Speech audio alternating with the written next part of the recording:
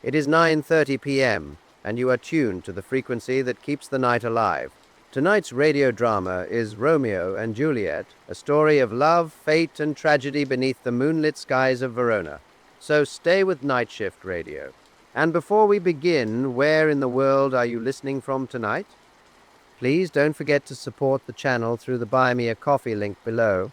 Every coffee helps keep the broadcast alive.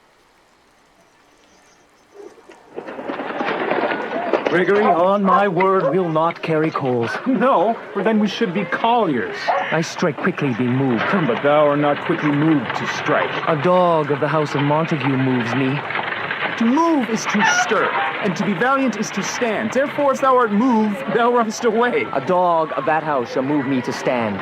I will take the wall of any man or maid of Montague. The quarrel is between our masters and us. 'Tis all one. I will show myself a tyrant. When I have fought with the men, I will be simple with the maids. I will cut off their heads. The heads of the maids. Aye, the heads of the maids, or their maiden heads. Take in what sense thou wilt. They must take it in sense that feeleth. Me they shall feel while I am able to stand, and 'tis known I am a pretty piece of flesh.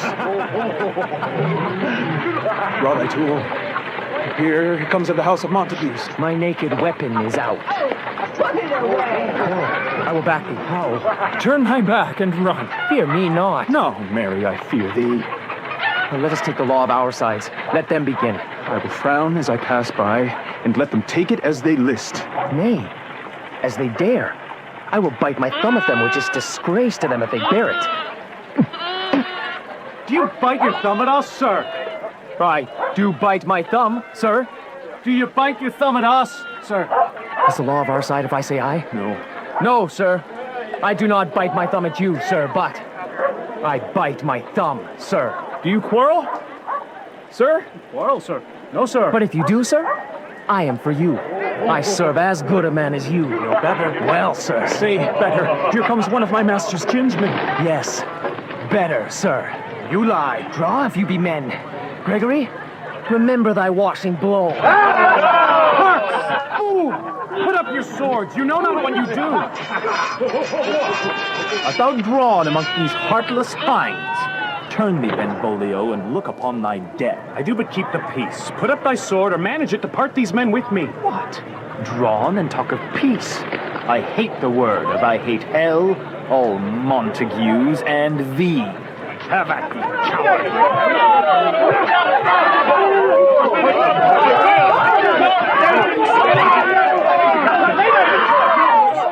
Noise is this. Keep it thy long sword. Ho!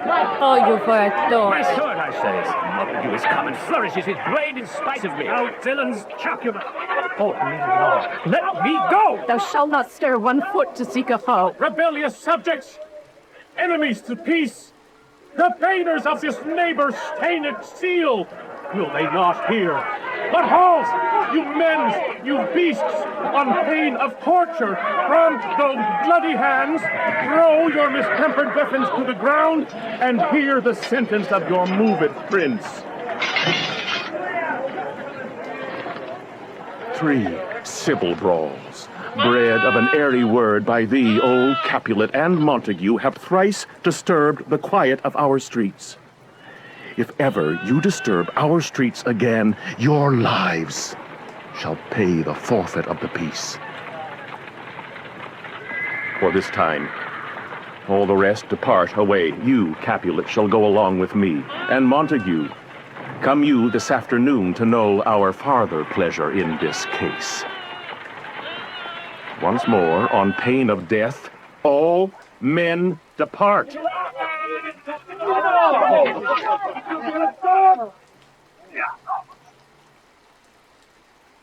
Who set this ancient quarrel knew a broach? Speak, nephew, were you by when it began? Here were the servants of your adversary and yours, close fighting ere I did approach. I drew to part them. In the instant came the fiery Tybalt with his sword prepared. And while we were interchanging thrusts and blows, came more and fought on part and part, till the prince came who parted either part. Oh, where is Romeo? Saw you him today? Right glad I am he was not at this fray. Madam, an hour before the worshipped sun peered forth the golden window to the east, A troubled mind drove me to walk abroad, where underneath the grove of sycamore that westward rooteth from the city side, so early walking did I see your son. Towards him I made, but he was ware of me and stole into the covert of the wood. Many a morning hath he there been seen, with tears augmenting the fresh morning's dew, adding to clouds more clouds with his deep sighs. But also soon as the all-cheering sun should in the farthest east begin to draw the shady curtains from Aurora's bed, away from light steals home my heavy son, and private in his chamber pens himself, shuts up his windows, locks fair daylight out, and makes himself an artificial night. Black and portentous must this humor prove, unless good counsel may the cause remove. My noble uncle, do you know the cause? Could we but learn from whence his sorrows grow, we would as willingly give cure as know. See where he comes. So please you step aside. I'll know his grievance, or be much denied. Come, madam, let's away. Good morrow, cousin. Is the day so young? But new struck, 9. Me sad hours seem long. Was that my father that went hence so fast? It was. What sadness lengthens Romeo's hours? Not having that which having makes them short. In love. Out. Of love. Out of her favor where I am in love. Alas that love, so gentle in his view, should be so tyrannous and rough in proof. Alas that love, whose view is muffled still, should without eyes see pathways to his will. Where shall we dine? I may. What fray was here? Yet, tell me not, for I have heard it all. Here's much to do with hate, but more with love. Why then, oh, brawling love, oh, loving hate, oh, anything of nothing first create. Dost thou not laugh? No, cuz, I rather weep. Good-hearted what? At thy good heart's oppression. Why, such is love's transgression. Love is a smoke made with the fume of sighs, being purged a fire sparkling in lovers' eyes, being vexed a sea nourished with lovers' tears. What is it else? A madness most discreet, a choking gall, and a preserving sweet. Farewell, my cuz. Soft, I will go along, and if you leave me so, you do me wrong. But I have lost myself. I am not here. This is not Romeo. He is some other where. Tell me, in sadness, who is that you love? In sadness, cousin, I do love a woman. I aimed so near when I supposed you loved. A right good markman, and she's fair I love. Right fair mark, fair cuz, as soon as 'tis hit. Well, in that hit you miss. She'll not be hit with Cupid's arrow. She hath Diane's wit, and in strong proof of chastity well armed. From love's weak childish bow she lives unharmed.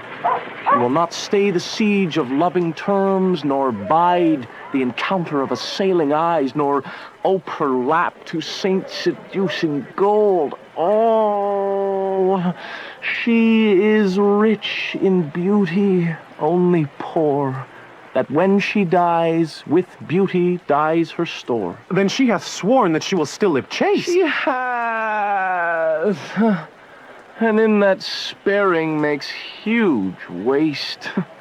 She hath forsworn to love, and in that vow do I live dead that live to tell it now. Be ruled by me. Forget to think of her. Oh, teach me how I should forget to think. By giving liberty unto thine eyes. Examine other beauties. It's a way to call hers exquisite and question more. Show me a mistress that is passing fair. What doth her beauty serve but as a note where I may read who passed that passing fair? Farewell, thou canst not teach me to forget. I'll pay that doctrine, or else die in debt. But Montague is bound as well as I in penalty alike, and 'tis not hard, I think, for men so old as we to keep the peace. Of honorable reckoning are you both, and pity 'tis you lived at odds so long. But now, my lord, what say you to my suit? Not saying o'er what I have said before, my child is yet a stranger in the world. She hath not seen the change of 14 years. Let's 2 more summers wither in their pride, ere we may think her ripe enough to be a bride. A younger than she, our happy mother's maid. And too soon marred are those so early made. Earth hath swallowed all my hopes but she. She's the hopeful lady of my earth. But woo her, gentle Paris, get her heart. My will to her consent is but a part. And she agreed within her scope of choice, lies my consent and fair according voice. This night I hold an old accustomed fest, whereto I have invited many a guest, such as I love, and you among the store One more most welcome makes my number more. At my poor house look to behold this night, earth-treading stars that make dark heaven light. Such comforts as do lusty young men feel when well-apparelled April on the heel of limping winter treads even such delight. Among fresh female buds shall you this night inherit at my house, hear all see, and like her most, whose merit most shall be. Come go with me. Sirrah. Aye? Trudge about through fair Verona, find those persons out whose names are written here, and to them say, my house and welcome on their pleasure stay. Find them out whose names are written here. I am sent to find those persons whose names are here writ, but can never find what names the writing person hath here writ. I must to the learned. Tut, man. One fire burns out another's burn. In good time. One pain is lessened by another's anguish. Take thou some new infection of thy eye, and the rank poison of the old will die. Your plantain leaf is excellent for that. For what, I pray thee? For your broken shin. Oh, why, Romeo, art thou mad? Not mad, but bound more than a madman is. Shut up in prison, kept without my food, whipped and tormented and... Goodeen, good fellow. Goodeen. I pray, sir, can you read? Aye, mine own fortune in my misery. Well, perhaps you have learned it without book. But I pray, can you read anything you see? Aye, if I know the letters and the language. You say honestly, rest you merry. Say, fellow, I can read. Signor Martino and his wife and daughters, the lady widow of Etrubio, Signor Placentio and his lovely nieces, Mercutio, my fair niece Rosaline, Signor Valencio and his cousin Tybalt, Lucio and the lively Helena, a fair assembly. Whither should they come? Up. Whither, to supper? To our house. To whose house? My master's. Indeed, I should have asked you that before. Now I'll tell you without asking. My master is the great rich Capulet. And if you be not of the house of Montagues, I pray, come and crush a cup of wine. Rest you merry. At this same ancient feast of Capulet sups the fair Rosaline, whom thou so loves, with all the admired beauties of Verona. Go thither, and with unattainted eye compare her face with some that I shall show, and I will make thee think thy swan a crow. One fairer than my love, the all-seeing sun, ne'er saw her match since first the world begun. Tut, you saw her fair, none else being by. Herself poised with herself in either eye? But in that crystal scale, let there be weighed your lady's love gainst some other maid that I will show you shining at this feast. And she shall scant show well that now seems best. I'll go along, no such sight to be shown, but to rejoice in splendor of mine own. Nurse, where's my daughter? Call her forth to me. Now, by my maidenhead at 12-year-old, I bade her come. What lamb was ladybird? God forbid, where's this girl? What, Juliet? How now, who called? Your mother. Madam, I am here. What is your will? This is the matter. Nurse, give leave a while. We must talk in secret. Nurse, come back again. I have remembered me, as hear our counsel. Thou knowest my daughter's of a pretty age. Face back and tell her age unto an hour. She's not 14. I'll lay 14 of my teeth, and yet to my teen be it spoken, I have but 4. She's not 14. How long is it now to Lammas tide? Fortnight and odd days. Even or odd. Of all days in the year, come Lammas Eve at night shall she be 14. Susan and she, God rest all Christian souls, were of an age. Well, Susan is with God. She was too good for me. But as I said, on Lammas Eve at night shall she be 14. That shall she. Mary, I remember it well. 'Tis since the earthquake now 11 years, and she was weaned. I never shall forget it, of all the days of the year upon that day. For I had then laid wormwood to my dug, sitting in the sun under the dove house wall. My lord knew her then at Mantua. Nay, I do bear a brin. But as I said, when it did taste the wormwood on the nipple of my dove and felt it bitter, pretty fool, to see it tetchy and fall out with the dug. She, quoth the dove house, 'twas no need I drought a bid me trudge. And since that time it is 11 years, for then she could stand high lone. Nay, by the rood, she could have run and waddled all about Stream the day before she broke her brow, and then my husband, God bear with his soul, it was a merry man, took up the child. Yea, quoth he, dost thou fall upon thy face? Thou wilt fall backward when thou hast more wit, wilt thou not, Jule? And by my holy dame, the pretty wretch left crying, and said I. To see now how a jest should come about. Oh, I warrant I should live 1,000 years, I never should forgive. Wilt thou not, Jule, quoth he, and pretty fool instincted, and said I. Enough of this. I pray thee, hold thy peace. Yes, madam. Yes, I cannot choose but laugh. To think it should leave crying and say I, and yet I warrant it had upon it brow a bump as big as a young cockerel's stone. A Paris not gonna cry bitterly. Yea, quoth my husband, fallst upon thy face. Thou wilt fall backward when thou comes to ace. Wilt thou not, June? It stinted, and said I. And stint thou too, I pray thee, nurse, say I. Peace I have done. God mark thee to his grace. Thou was the prettiest babe that e'er I nursed, and I might live to see thee married once I have my wit. Mary. That married's the very theme I came to talk of. Oh. Tell me, daughter Juliet, how stands your dispositions to be married? It is an honor that I dream not of. An honor! Were not I thine only nurse, I would say thou hadst sucked wisdom from thy teat. Well, think of marriage now. Younger than you here in Verona, ladies of esteem are made already mothers. Oh, by my count, I was your mother much upon these years that you are now a maid.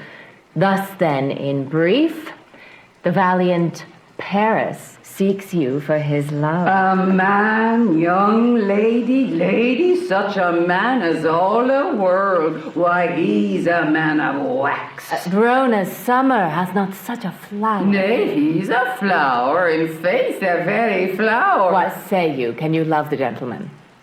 This night you shall behold him at our feast. Read o'er the volume of young Paris' face and find delight writ there with beauty's pen. Examine every married lineament and see how one another lends content, and what obscured in this fair volume lies, find written in the margin of his eyes. This precious book of love, this unbound lover, to beautify him only lacks a cover.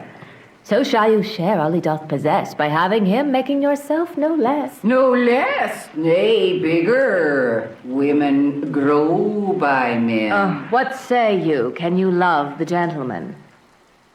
I'll look to like, if looking liking move, but no more deep will I endart mine eye, than your consent gives strength to make it fly. Madam, the guests are come, supper served up, you called, my young lady asked for, the nurse cursed in the pantry, and everything in extremity. I must hence to wait, I beseech you, follow straight. We follow thee. Juliet, the counties say, Go, girl, take the happy nights, the happy days, What? Shall this speech be spoke for our excuse, or shall we on without apology? The date is out of such prolixity, but let them measure us by what they will. We'll measure them a measure, and be gone. Me a torch, I am not for this ambling. Being but heavy, I will bear the light. Nay, gentle Romeo, we must have you dance. Not I, believe me. You have dancing shoes with nimble soles. I have a soul of lead, so stakes me to the ground I cannot move. You are a lover. Borrow Cupid's wings and soar with them above a common bound. I am too sore in pierced with his shaft, to soar with his light feathers, and so bound I cannot bound a pitch above dull woe.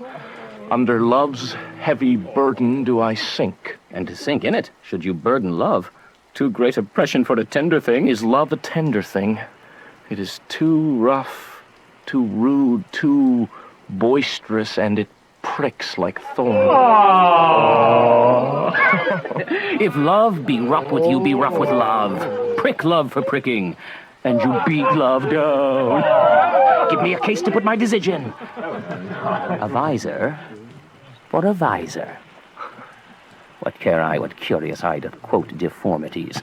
Here are the beetle brows shall blush for me. Come, knock and enter, and no sooner in, but every man betake him to his legs. A torch for me. Let wantons light of heart tickle the senseless rushes with their heels. I'll be a candle holder and look on. If thou art dumb, we'll draw thee from the mire of, save your reverence, love, wherein thou stickst up to the ears. Come, we burn daylight. Nay, that's not so. I mean, sir, in delay we waste our lights in vain. Light lights by day?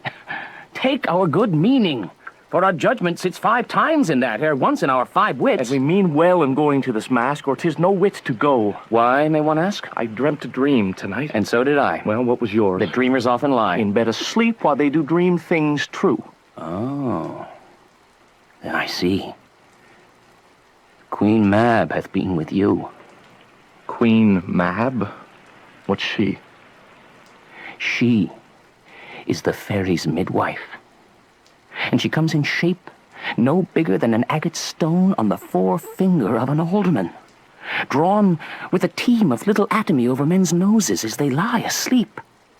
Her chariot is an empty hazelnut, made by the joiner squirrel or old grub, time out of mind at the fairy's coachmakers.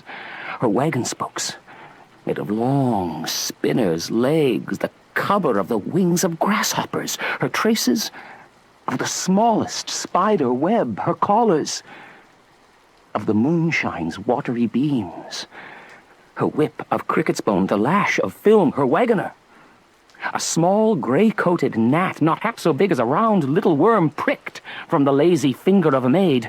And in this state, she gallops night by night through lovers' brains, and then they dream of love. Or courtiers' knees that dream on curtsies straight, or lawyers' fingers who straight dream on fees, or ladies' lips who straight on kisses dream, which oft the angry Mab with blisters plagues, because their breasts with sweetmeats tainted are. Sometimes she gallops on a courtier's nose, then dreams he of smelling out a suit. Sometime comes she with a tide pig's tail, tickling a parson's nose as he lies asleep, then dreams he of another benefice. Sometime she driveth o'er a soldier's neck, and then dreams he of cutting foreign throats, of breaches, ambuscados, Spanish blades, of helts 5 fathoms deep, and then anon drums in his ear, at which he starts and wakes, and being thus frighted swears a prayer or 2 and then sleeps again. This is the very Mab that plaits the manes of horses in the night and bakes the elf locks in foul, sluttish hairs which once untangled much misfortune bodes. This is the hag, when maids lie on their backs, that presses them and learns them first to bear, making them women of good carriage. This is she. Peace. Peace, Mercutio. Peace. Thou talkst of nothing. True. I talk of dreams, which are the children of an idle brain, begot of nothing but vain fantasy, which is as thin of substance as the air, and more inconstant than the wind, who woos even now the frozen bosom of the north, and being angered puffs away from thence, turning his side to the dew-dropping south. And you talk of blows us from ourselves. Supper is done, we shall come too late. I fear too early. For my mind misgives.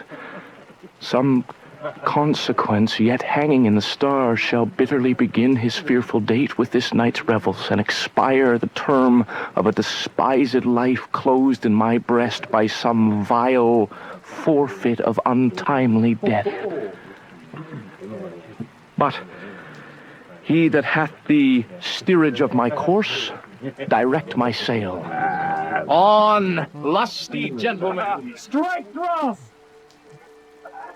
Welcome, gentlemen. Ladies that have their toes unplagued with corns will walk about with you. My mistresses, which of you all will now deny to dance? She that makes dainty, she, I'll swear, hath corns. Am I come near you now? Welcome, gentlemen. Come, musicians, play. A hall, a fall, give room, and foot it, girl. What lady's that which doth enrich the hand of yonder knight? I know not, sir. Oh, she doth teach the torches to burn bright. It seems she hangs upon the cheek of night as a rich jewel in an Ethiop's ear. Beauty too rich for use, for earth too dear. So shows a snowy dove trooping with crows as yonder lady o'er her fellow shows. The measure done, I'll watch her place up stand, and touching hers make blessed my rude hand.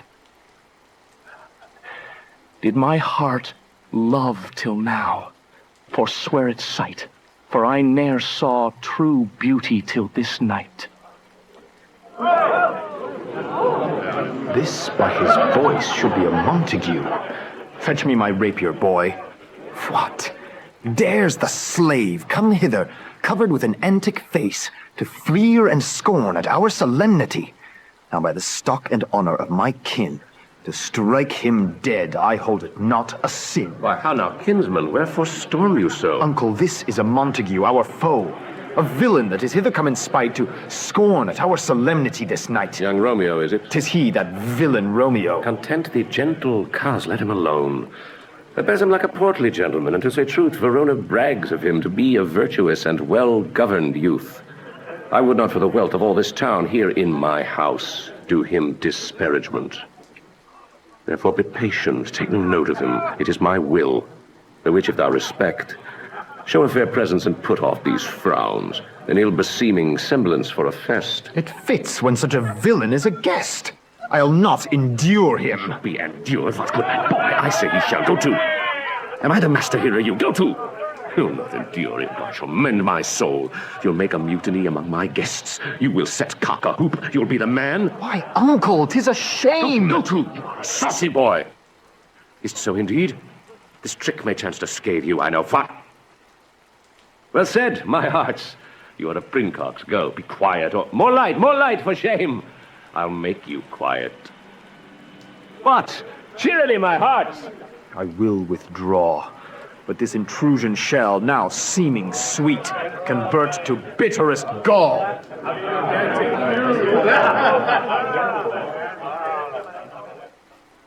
If I profane with my unworthiest hand this holy shrine, the gentle sin is this: my lips, two blushing pilgrims, ready stand to smooth that rough touch with a tender kiss. Good pilgrim, you do wrong your hand too much, which mannerly devotion shows in this. For saints have hands that pilgrims' hands do touch, and palm to palm is holy palmer's kiss. Have not saints lips, and holy palmers too? Aye, pilgrim, lips that they must use in prayer. Oh, then, dear saint, let lips do what hands do. They pray. Grant thou lest faith turn to despair. Saints do not move, though grant for prayer's sake. Then move not, while my prayer's effect I take. Thus, from my lips, by thine, my sin is purged. Then have my lips the sin that they have took? Sin from my lips? Oh, trespass sweetly urged. Give me my sin again. You kiss by the book. Madam, your mother craves a word with you. What is her mother? Mary Bachelor. Her mother is a lady of the house, and a good lady, and a wise and virtuous. I nursed her daughter that you talked with all. I tell you, he that can lay hold of her shall have the chinks. Is she a Capulet? Oh, dear account, my life is my foe's debt. Away, be gone. The sport is at the best. Aye, so I fear the more is my unrest. Nay, gentlemen, prepare not to be gone. We have a trifling foolish banquet to ward. Is it e'en so? Why, then I thank you all. I thank you, honest gentlemen. Good night. More torches here. Come on, then, let's to bed. Ah, sirrah, by my fay, it waxes late. I'll to my rest. Come hither, nurse. What is yond gentleman? The son and heir of old Tiberio. What's he that now is going out of door? Mary, that I think be young Petruchio. What's he that follows here that would not dance? I know not. Go ask his name. If he be married, my grave is like to be my wedding bed. His name is Romeo, and Montague, the only son of your great enemy. My only love, sprung from my only hate. Too early seen, unknown, and known too late. What's this? What's this? A rhyme I learned even now of when I danced with all. Anon, anon! Come, let's away, the strangers all are gone. Can I go forward when my heart is here? Turn back, dull earth, and find thy center out. Romeo! My cousin Romeo! Romeo! He is wise, and on my life hath stolen him home to bed. He ran this way and leapt this orchard wall. Call, good Mercutio. Nay, I'll conjure too. Romeo, you was Madman! Passion! Lover! Appear thou in the likeness of a sigh! Speak but one rhyme, and I am satisfied. Cry but, ay me! Pronounce but love and dove. Speak to my gossip Venus one fair word. He heareth not, he moveth not, he stirreth not. The ape is dead, and I must conjure him. I conjure thee by Rosaline's bright eyes, by her high forehead and her scarlet lip, by her fine foot, straight leg and quivering thigh, and the domains that there adjacent lie, that in thy likeness thou appear to us. And if he hear thee, thou wilt anger him. This cannot anger him. It would anger him to raise a spirit in his mistress' circle of some strange nature, letting it there stand till she had laid it and conjured it down. That was some spite. My invocation is fair and honest. In his mistress' name I conjure only but to raise up him. Come. He hath hid himself among these trees to be consorted with the humorous night. Blind is his love, and best befits the dark. If love be blind, love cannot hit the mark.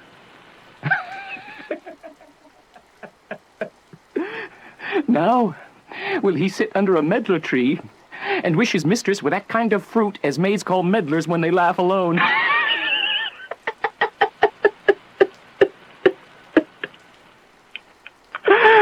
Oh, Romeo, that she were. Oh, that she were an open arse, and thou a popper in pair.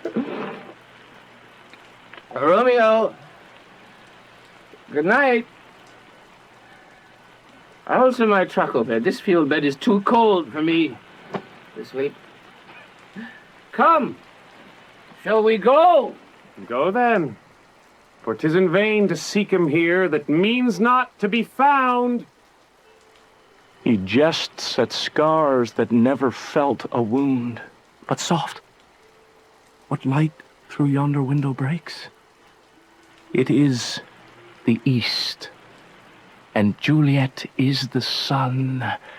Arise, fair sun, and kill the envious moon, who is already sick and pale with grief, that thou, her maid, art far more fair than she. It is my lady. Oh, it is my love. Oh, that she knew she were. She speaks, yet she says nothing. What of that? Her eye discourses. I will answer it. No, I am too bold. 'Tis not to me she speaks. Two of the fairest stars in all the heaven, having some business, do entreat her eyes to twinkle in their spheres till they return? What if her eyes were there, they in her head? The brightness of her cheek would shame those stars as daylight doth a lamp. Her eyes in heaven would through the airy region stream so bright that birds would sing and think it were not night. See how she leans her cheek upon her hand. Oh, that I were a glove upon that hand, that I might touch that cheek. Ay me. She speaks. Oh, speak again, bright angel, for thou art as glorious to this night being o'er my head as is a winged messenger of heaven unto the white upturned wondering eyes of mortals that fall back to gaze upon him as he bestrides the lazy puffing clouds and sails upon the bosom of the air. Oh, Romeo, Romeo, wherefore art thou Romeo?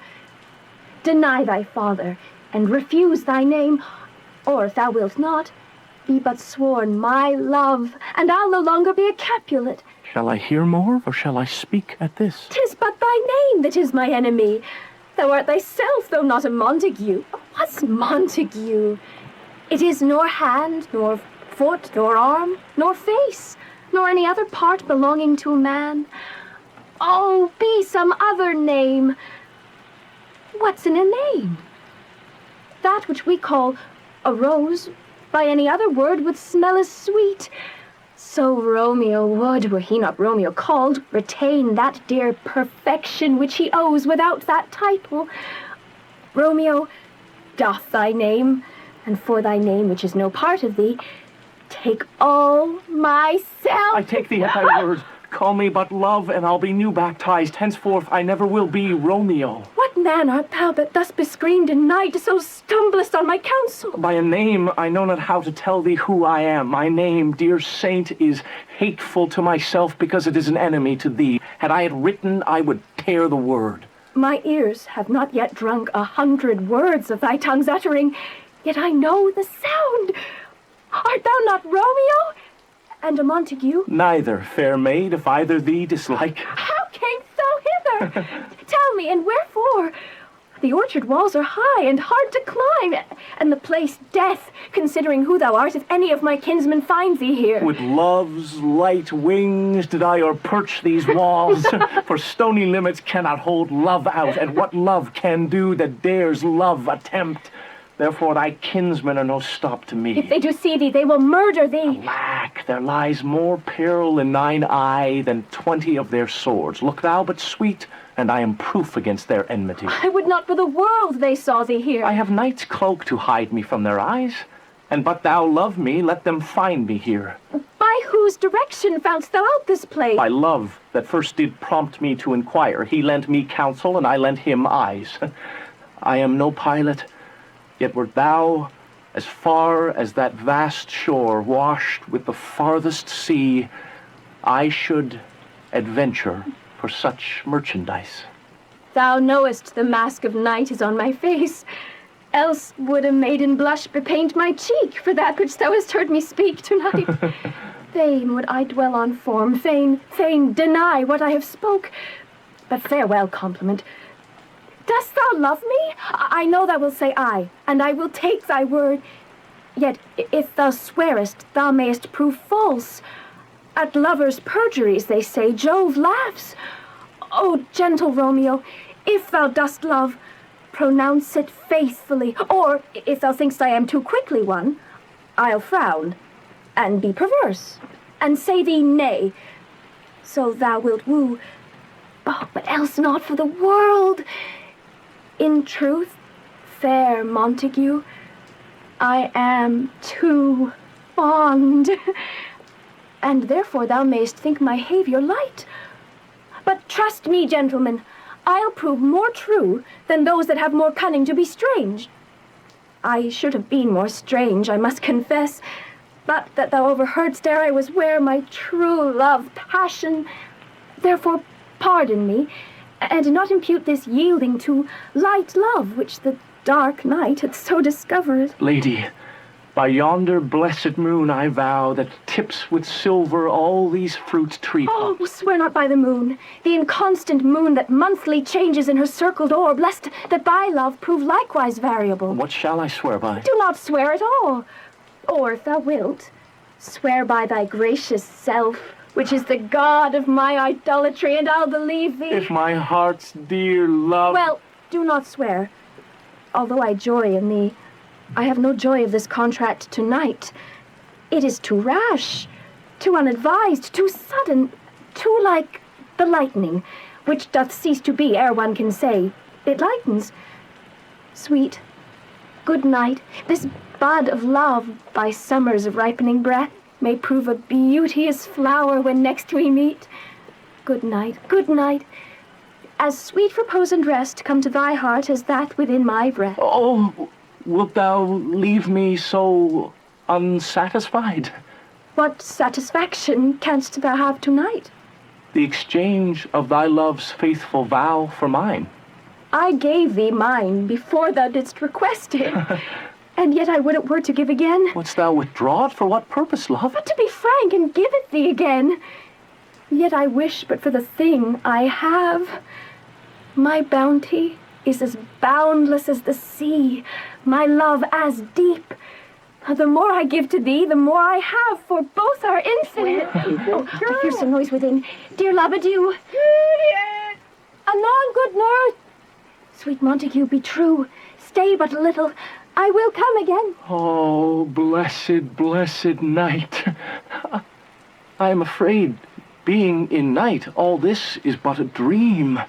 Too flattering, sweet to be substantial. 3 words, dear Romeo, and good night indeed. If that thy bent of love be honorable, thy purpose marriage, send me word tomorrow by one that I'll procure to come to thee, where and what time thou wilt perform the rite. And all my fortunes at thy foot I'll lay, and follow thee, my lord, throughout the world. Madam! I come anon, but if thou meanest not well, I do beseech thee. Madam! By and by I come, to cease thy strife, and leave me to my grief. Tomorrow will I send. So thrive my soul. 1,000 times good night. 1,000 times the worse to want thy light. Love goes toward love, as schoolboys from their books, but love from love toward school with heavy looks. Romeo? Oh, for a falconer's voice to lure this tassel gentle back again. Bondage is hoarse and may not speak aloud. Else would I tear the cave where echo lies, and make her airy tongue more hoarse than mine, with repetition of my Romeo's name. It is my soul that calls upon my name. How silver sweet sound lovers' tongues by night, like softest music to attending ears. Romeo? My love. Oh, what o'clock tomorrow shall I send to thee? By the hour of 9. I will not fail. 'Tis 20 years till then. I have forgot why I did call thee back. Well, let me stand here till thou remember it. I shall forget, to have thee still stand there, remembering how I love thy company. And I'll still stay to have thee still forget. Forgetting any other home but this. 'Tis almost morning. I would have thee gone, and yet no farther than a wanton's bird that lets it hop a little from his hand like a poor prisoner in his twisted gyves, and with a silken thread plucks it back again, so loving jealous of his liberty. I would I were thy bird. Sweet, so would I. Yet I should kill thee with much cherishing. Good night. Good night. Parting is such sweet sorrow that I shall say good night till it be morrow. Sleep dwell upon thine eyes, peace in thy breast. Would I were sleep and peace, so sweet to rest. The gray-eyed morn smiles upon the frowning night, checkering the eastern clouds with streaks of light. Hence will I to my ghostly father's close cell, his help to crave and my dear hap to tell.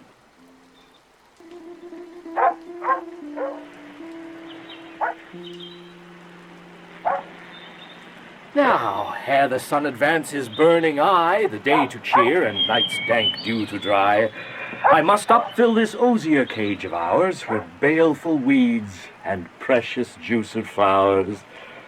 Oh, mighty is the powerful grace that lies in plants, herbs, stones in their true qualities. For not so vile that on the earth doth live, but to the earth some special good doth give. Nor aught so good but strained from that fair use revolts from true birth, stumbling on abuse. Virtue itself turns vice, being misapplied, and vice sometimes by action dignified. Within the infant rind of this weak flower, poison hath residence, and medicine power. For this, being smelt, with that part cheers each part, being tasted, stays all senses with the heart. Two such opposed kings encamp them still in man, as well as herbs, grace and rude will. And where the worser is predominant full, soon the cankered death eats up that plant. Good morrow, father. Benedicite, what early tongue so sweet saluteth me? Young son, it argues a distempered head so soon to bid good morrow to thy bed. Therefore thy earliness doth me assure thou art uproused with some distemperature. Or if not so, then here I hit it right. Our Romeo hath not been in bed tonight. At last is true, the sweeter rest was mine. God pardon sin. Wast thou with Rosaline? With Rosaline? My ghostly father, no. I have forgot that name and that name's woe. That's my good son. But where hast thou been, then? I'll tell thee ere thou ask it me again. I have been feasting with mine enemy, where on a sudden one hath wounded me that's by me wounded. Both our remedies within thy help and holy physic lie. Be plain, good son, and homely in thy drift. Riddling confession finds but riddling shrift. Then plainly know, my heart's dear love is set on the fair daughter of rich Capulet. As mine on hers, so hers is set on mine, and all combined, save what thou must combine by holy marriage. When and where and how we met, we wooed, we made exchange of vow, I'll tell thee as we pass, but this I pray, that thou consent to marry us today. Holy St. Francis, what a change is here! Is Rosaline that thou didst love so dear, so soon forsaken? Young men's love then lies not truly in their hearts, but in their eyes. Jesu Maria, what a deal of brine hath washed thy sallow cheeks for Rosaline! How much salt water thrown away in waste to season love that of it doth not taste! The sun not yet thy sighs from heaven clears. Thy old groans ring yet in mine ancient ears. Lo, here upon thy cheek the stain doth sit of an old tear that's not washed off yet. And art thou changed? Pronounce this sentence, then. Women may fall when there's no strength in men. Thou chidst me oft for loving Rosaline. For doting, not for loving, pupil mine. And badst me bury love. Not in a grave, to lay one in, another out to have. I pray thee chide me not, her I love now doth grace for grace and love for love allow. The other did not so. Oh, she knew well thy love did read by rote that could not spell. But come, young waverer, come go with me. In one respect I'll thy assistant be. For this alliance may so happy prove to turn your household's rancor to pure love. Oh, let us hence. I stand on sudden haste. Wisely and slow. They stumble that run fast. Where the devil should this Romeo be? Came he not home tonight? Not to his father's. I spoke with his man. Why, that same pale, hard-hearted wench. That Rosaline torments him so that he will sure run mad. Tybalt, the kinsman to old Capulet, hath sent a letter to his father's house. A challenge on my life. Romeo will answer it. Any man that can write may answer a letter. Nay, he will answer the letter's master how he dares being dare. Alas, poor Romeo, he is already dead. Huh? Stabbed with a white wench's black eye. Run through the ear with a love song, the very pin of his heart cleft with a blind bow-boy's butt shaft. And he is a man to encounter Tybalt? Why? What is Tybalt? More than prince of cat. Oh, he is the courageous captain of compliments. He fights as you sing prick song, keeps time, distance, and proportion. Rest him his minim rest. 1, 2, ah! and that there in your bosom, the very butcher of a silk button, a duelist, a duelist, a gentleman of the very first house, of the first and second cause. Ah, the immortal passado, the ponto diverso, the hey! The what? The pox of such antic, lisping, affecting phantasms, these new tuners of accent. By Jesu, a very good blade, a very tall man, a very good whore. Why is not this a lamentable thing, grandsire, that we should be thus afflicted with these strange flies, these fashion mongers, these pardon-me's, who stand so much in the new form that they cannot sit at ease on the old bench? Oh, their bones, their bones. Here comes Romeo. Here comes Romeo! Without his roe like a dried herring. Oh, flesh, flesh, how art thou fishified? Signor Romeo, bonjour. There's a French salutation for your French slop. You gave us the cut of it fairly last night. Good morrow to you both. What counterfeit did I give you? The slip, sir, the slip. Can you not conceive? Pardon, good Mercutio, my business was great, and in such a case as mine, a man may strain courtesy. That's as much as to say, such a case as yours constrains a man to bow in the ham. Meaning to courtesy. Thou hast most kindly hit it. A most courteous exposition. Nay, I am the very pink of courtesy. Pink for flower. Right. Why then is my pump well flowered? Sure wit, follow me this jest now, till thou hast worn out thy pump, that when the single soul is worn, the jest may remain after the wearing solely singular. Oh, single soul jest solely singular for the singleness. Come between us, good Benvolio, my wits thank. Switch and spurs, all cry a man. Nay, of our wits run the wild goose chase I have done. For thou hast more of the wild goose in one of thy wits than I am sure I have in my whole pipe. Was I with you there for the goose? Thou was never with me for anything when thou was not there for the goose. Oh, is not this better than groaning for love? Now art thou sociable, now art thou Romeo. Now art thou what thou art, by art as well as by nature. For this dribbling love is like a great natural that runs lolling up and down to hide his bauble in a hole. Stop there, stop there. Thou desirest me to stop in my tail against the hair? Thou wouldst else have made thy tail large. Oh, thou art deceived. I would have made it short, for I was come to the whole depth of my tail, and meant indeed to occupy the argument no longer. Here's goodly gear. A sail, a sail. Two, a shirt and a smock. My fan. Good Peter to hide her face, for her fan's the fairer face. God ye good morrow, gentlemen.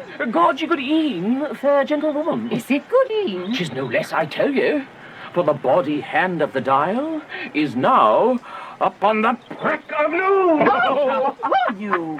What a man are you? One gentlewoman that God hath made himself to mar. Oh, by my troth, it is well said. For himself to mar, quotha. Gentlemen, can any of you tell me where I may find the young Romeo? I can tell you, but young Romeo will be older when you have found him than he was when you sought him. I am the youngest of that name for fault of a worse. You say well. Is the worst well? Very well, took ye fate. Wisely, wisely. If you be he, sir, I desire some confidence with you. She will indict him to some supper. Aboard, aboard, aboard! So, ho! What hast thou found? No hair, sir! Unless a hair, sir, and a London pie. It is something stale and horrid it be. Oh. Romeo, will you come to your father's? We'll to dinner thither. I will follow you. Farewell, ancient lady. Farewell, lady, an old hair horn. And an old hair horn is very good meat for Lent. But a hair that is horrid. I pray you, sir, what saucy merchant was that was so full of his ropery? A gentleman nurse that loves to hear himself talk, and will speak more in a minute than he will stand to in a month. And speak anything against me, I'll take him down, and we're lustier than he is, and 20 such jacks. And if I cannot, I'll find those that shall. Scurvy knave. I am none of his flirt gills, I am none of his skeins mates. Now, afore God, I am so vexed that every part about me quivers. Scurvy knave! I pray you, sir, a word. And as I told you, my young lady bid me inquire you out. What she bid me say, I will keep to myself.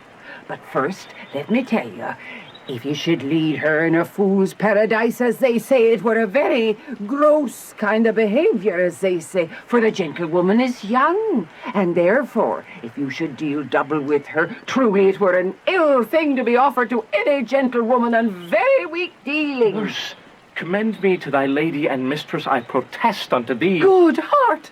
And in faith I will tell her as much. Lord, Lord, she will be a joyful woman. What wilt thou tell her, nurse? Thou dost not mark me. I will tell her, sir, that you do protest, which, as I take it, is a gentlemanlike offer. Bid her devise some means to come to Shrift this afternoon, and there shall she, at Friar Lawrence' cell, be shrived and married. Oh, here is for thy pain. No, truly, sir, not a penny. Go to, I say you shall. This afternoon, sir? Well, she shall be there. And stay, good nurse, behind the abbey wall. Within this hour, my man shall be with thee, and bring thee cords made like a tackled stair, which to the high, to gallant of my joy, must be my convoy in the secret night. Farewell, be trusty, and I'll quit thy pains. Farewell. Commend me to thy mistress. Now God in heaven bless thee. Hark you, sir. What sayest thou, my dear nurse? Is your man secret? Did you ne'er hear say two may keep counsel, putting one away? I warrant thee my man's as true as steel. Well, sir, my mistress is the sweetest lady. Lord, Lord, when 'twas a little prating thing. Oh, there is a nobleman in town, one Paris, that would fain lay knife aboard, but she, good soul, had as lief see a toad, a very toad, to see him. I anger her sometimes and tell her that Paris is the proper man, but I'll warrant you, when I say so, she looks as pale as any clout in the versal world. Commend me to thy lady. Aye, 1,000 times. The clock struck 9 when I did send the nurse. In half an hour she promised to return. Perchance she cannot meet him. That's not so. Oh, she is lame. Love's heralds should be thoughts which 10 times faster glides than the sun's beams, driving back shadows over lowering hills. Therefore do nimble-pinioned doves draw love. And therefore hath the wind-swift Cupid wings. Now is the sun upon the highmost hill of this day's journey, and from 9 till 12 is 3 long hours, and yet she is not come. How had she affections and warm youthful blood, she would be as swift in motion as a ball. My words would bandy her to my sweet love, and his to me. But old folks, many fain as they were dead, unwieldy, slow, heavy, and pale as lead. Oh, God, she comes. Oh, honey nurse, what news? I am a-weary, give me leave of oil. Fie, how my bones ache, what a jounce have I. I would thou hadst my bones and eyes I use. Nay, come, I pray thee, speak, good nurse, thee. Yea, sir, what haste? Can you not stay a while? Do you not see that I am out of breath? How art thou out of breath when thou hast breath to say to me that thou art out of breath? Oh. Is thy news good or bad? Answer to that. Well, you have made a simple choice. You know not how to choose a man. Romeo? No, not he. Though his face be better than any man's, yet his leg excels all men's. And for a hand and a foot and a body, though they be not to be talked on, yet they are past compare. He is not the flower of courtesy, but I'll warrant him as gentle as a lamb. Go thy ways, wench, serve God. What, have you dined at home? No, but all this did I know before. Come, what says he of our marriage? What is that? Lord, how my head aches. What a head have I. It beats as it would fall in 20 pieces. My back. Go t'other side. Oh, my back, my back. Beshrew your heart for sending me about to catch my death with jouncing up and down. In faith, I am sorry that thou art not well. Sweet, sweet, sweet nurse, tell me, what says my love? Your love says like an honest gentleman, and a courteous, and a kind, and a handsome, and I warrant a virtuous. Where is your mother? Where is my mother? Why, she is within. Where should she be? How oddly thou repliest. Your love says, like an honest gentleman. Where is your mother? Oh, God, lady dear, are you so hot? Mary, come up, I trow. Is this the poultice for my aching bones? Henceforward, do your messages yourself. Here's such a coil. Come, what says Romeo? Have you got leave to go to Shrift today? I have. Then hie you hence to Friar Lawrence cell. There says a husband to make you a wife. Now comes a wanton blood up in your cheeks. There being scarlet straight at any news. Hie you to church. I must another way to fetch a ladder by the which your love must climb a bird's nest soon when it is dark.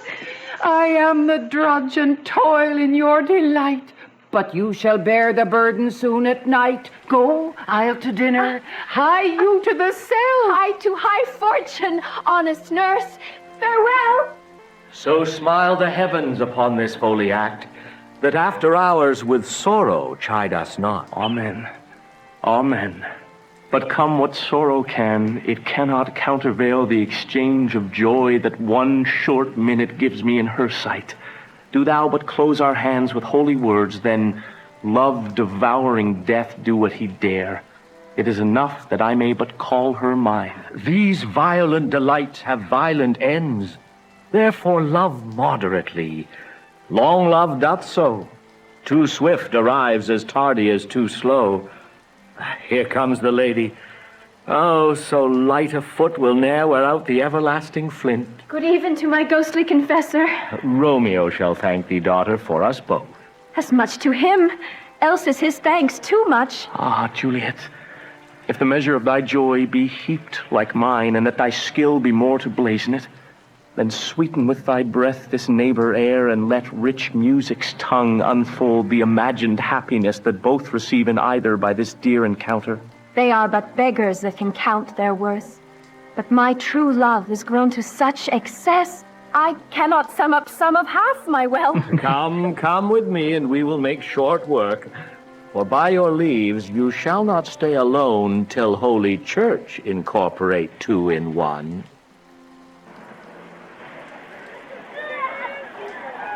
I pray thee, good Mercutio, let's retire. The day is hot. The capels are abroad, and if we meet, we shall not escape a brawl. For now these hot days is the mad blood stirring.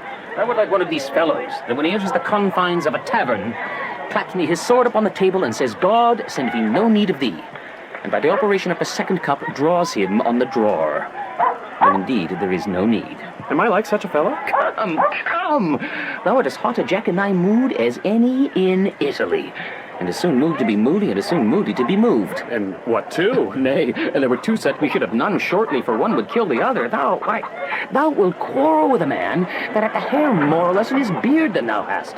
Thou wilt quarrel with a man for cracking nuts, having no other reason but that thou hast hazel eyes. What eye but such an eye would spy out such a quarrel? Thy head is as full of quarrels as an egg is full of meat, and yet thy head hath been beaten as addle as an egg for quarreling. Thou hast quarreled with a man for coughing in the street, because he hath wakened thy dog that hath lain asleep in the sun, and yet thou wilt tutor me for quarreling. And I was so apt to quarrel as thou art, any man should... By my head, here comes the Capulets. By my heel, I care not. Hold me close, so I shall speak to them.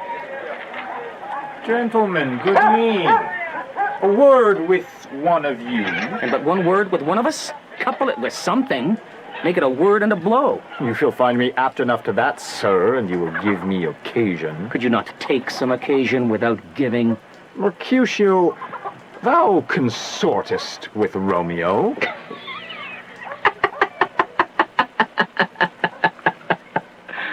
Consort? What? Dost thou make us minstrels? And thou make minstrels of us look to hear nothing but discords. Here's my fiddlestick. Here shall make you dance. Zoons, consort. We talk here in the public haunt of men. Either withdraw into some private place or reason coldly of your grievances, or else depart.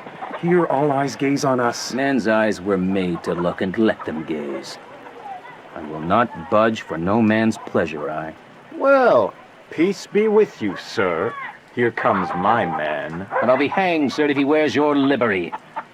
Romeo, The love I bear thee can afford no better term than this. Thou art a villain. Tybalt, the reason that I have to love thee doth much excuse the appertaining rage to such a greeting. Villain am I none. Therefore, farewell, I see thou knowest me not. Boy! It shall not excuse the injuries thou hast done me.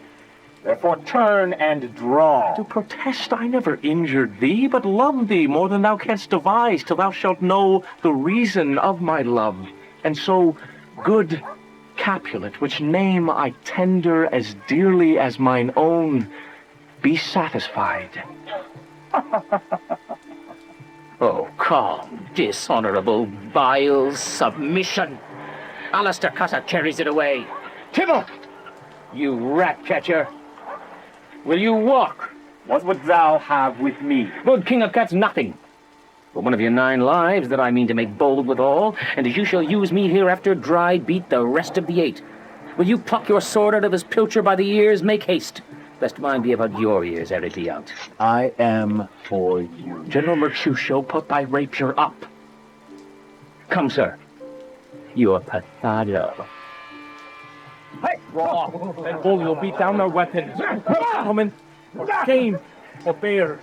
The prince expects to forbid this banding in Verona streets. Mercutio, hold! Mercutio! Away! Away! I am hurt. Plague of both your houses, I am sped. Is he gone and hath nothing? What? Art thou hurt? Yeah, a scratch. Mary, 'tis enough. Where's my page? Go, villain. Fetch a surgeon. Courage, man. The hurt cannot be much.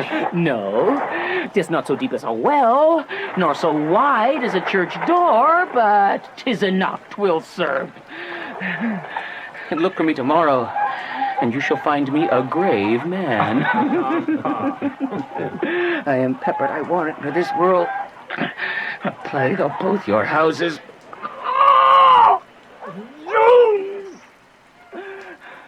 A dog, a rat, a mouse, a cat, to scratch a man to death. A braggart, a rogue, a villain that fights by the book of arithmetic. Why, the devil came you between us. I was hurt under your arm. I thought all for the best. Help me into some house, Benvolio, or I shall faint. A plague of both your houses. They have made worms meat of me. Oh, I have it, and soundly too. Your houses! This gentleman, the prince's near ally, my very friend, hath got this mortal wound in my behalf, my reputation stained with Tybalt's slander, Tybalt that an hour hath been my cousin. Ah, sweet Juliet, thy beauty hath made me effeminate, and in my temper softened valor's steel. Oh, Romeo! Romeo! Great Mercutio is dead. This day's black fate on more days doth depend. This but begins, the woe others must end. Here comes the furious Tybalt back again. Again in triumph, and Mercutio slain. Away to heaven, respective lenity, and fire-eyed fury be my conduct now. Now, Tybalt, take that villain back again that late thou gavest me. For Mercutio's soul is but a little ways above our heads, staying for thine to keep him company. Either thou or I or both must go with him. Thou wretched boy that didst consort him here, shalt with him hence. This shall determine that.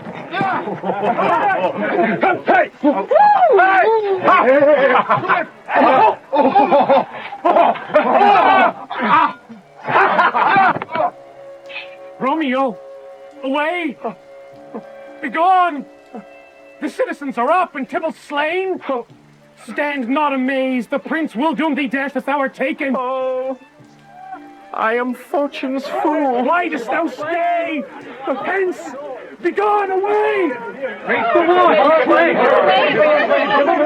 Where are the vile beginners of this fray? O noble prince, I can discover all the unlucky manage of this fatal brawl. There lies the man slain by young Romeo that slew thy kinsman, brave Mercutio. Tybalt, my cousin, oh, my brother's child, oh, prince, oh, husband, oh, the blood is spilled of my dear kinsman. Prince, and thou art true, for blood of ours, shed blood of Montague. Oh, cousin. Benvolio, who began this bloody fray? Tybalt, here slain, whom Romeo's hand did slay. He is a kinsman to the Montague. Affection makes him false. He seeks not true. Some 20 of them fought in this black strife, and all those 20 could but kill one life. I beg for justice, which thou, prince, must give. Romeo slew Tybalt. Romeo must not live. Romeo slew him, he slew Mercutio. Who now the price of his dear blood doth owe? Not Romeo, prince. He was Mercutio's friend. His fault concludes but what the law should end, the life of Tybalt. And for that offense, immediately we do exile him hence. I have an interest in your hate's proceeding. My blood for your rude brawls doth lie a-bleeding. But I'll amorce you with so strong a fine that you shall all repent the loss of mine. I will be deaf to pleading and excuses. Nor tears nor prayers shall purchase out abuses, therefore use none. Let Romeo hence in haste, else, when he is found, that hour is his last. Bear hence these bodies and attend our will. Mercy but murders, pardoning those that kill. Gallop apace, you fiery-footed steeds, towards Phoebus' lodging. Such a wagoner's phaeton would whip you to the west, and bring in cloudy night immediately. Spread thy close curtain, love-performing night, that runaways' eyes may wink, and Romeo leap to these arms, untalked of and unseen. Lovers can see to do their amorous rites by their own beauties, or if love be blind, it best agrees with night. Come, civil night, thou sober-suited matron all in black, and learn me how to lose a winning match, played for a pair of stainless maidenhoods. Hood my unmanned blood bating in my cheeks with thy black mantle, till strange love grow bold. Think true love acted simple modesty. Come, night, come, Romeo, come thou, day in night, for thou wilt lie upon the wings of night, whiter than new snow upon a raven's back.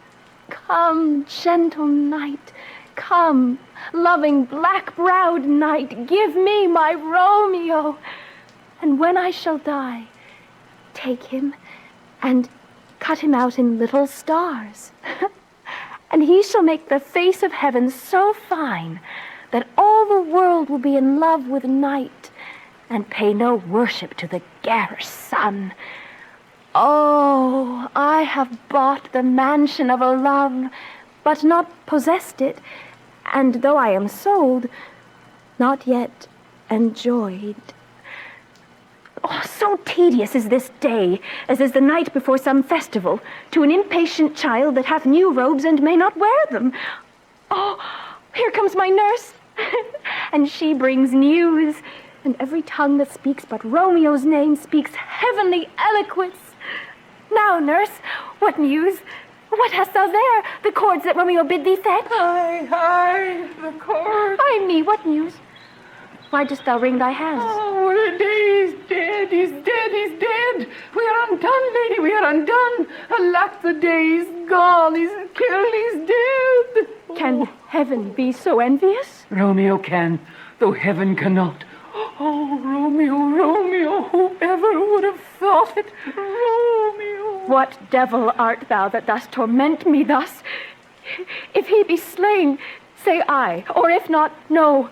Brief sounds determine of my weal or woe. I saw the wound. I saw it with mine eye. Ah, God save the mark. Here, on his manly breast. A piteous corse, a bloody piteous corse, pale, pale as ashes, all bedaubed in blood, all in gore, blood, I swooned at the sight. Oh, break my heart. Poor bankrupt, break it one. Oh, Tybalt, Tybalt, the best friend I had. Oh, courteous Tybalt, honest gentleman, that ever I should live to see thee dead. What storm is this that blows so contrary? Is Romeo slaughtered, and is Tybalt dead? My dearest cousin, and my dearer lord. Then, dreadful trumpet, sound the general doom. For who is living if those two are gone? Tybalt is gone, and Romeo banished. Romeo that killed him, he is banished. Oh, God! Did Romeo's hand shed Tybalt's blood? It did, alas, the day it did. Oh, serpent heart, hid with a flowering face. Did ever dragon keep so fair a cave? A damned saint, an honorable villain. Was ever book containing such vile matters so fairly bound? Oh, that deceit should dwell in such a gorgeous palace. There's no trust, no faith, no honesty in men. All perjured, all forsworn, all not, all dissemblers.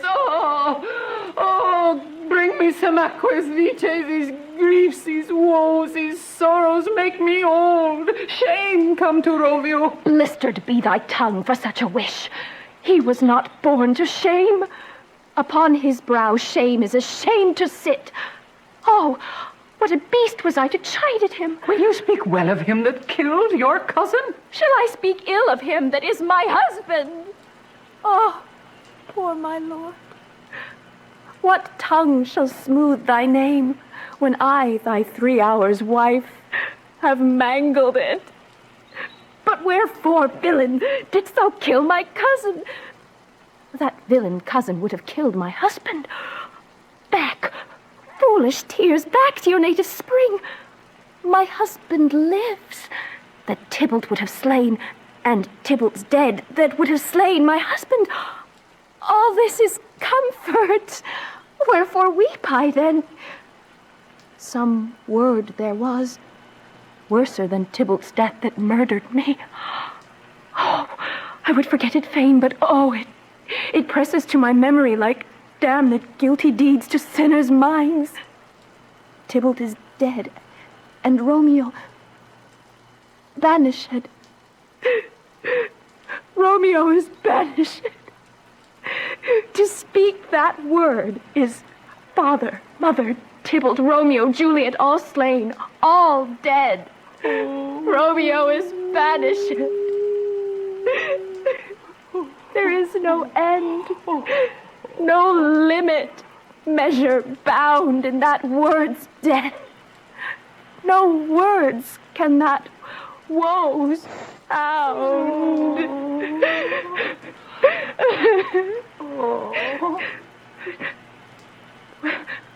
Where is my father and my mother, nurse? Weeping and wailing over Tybalt's corse.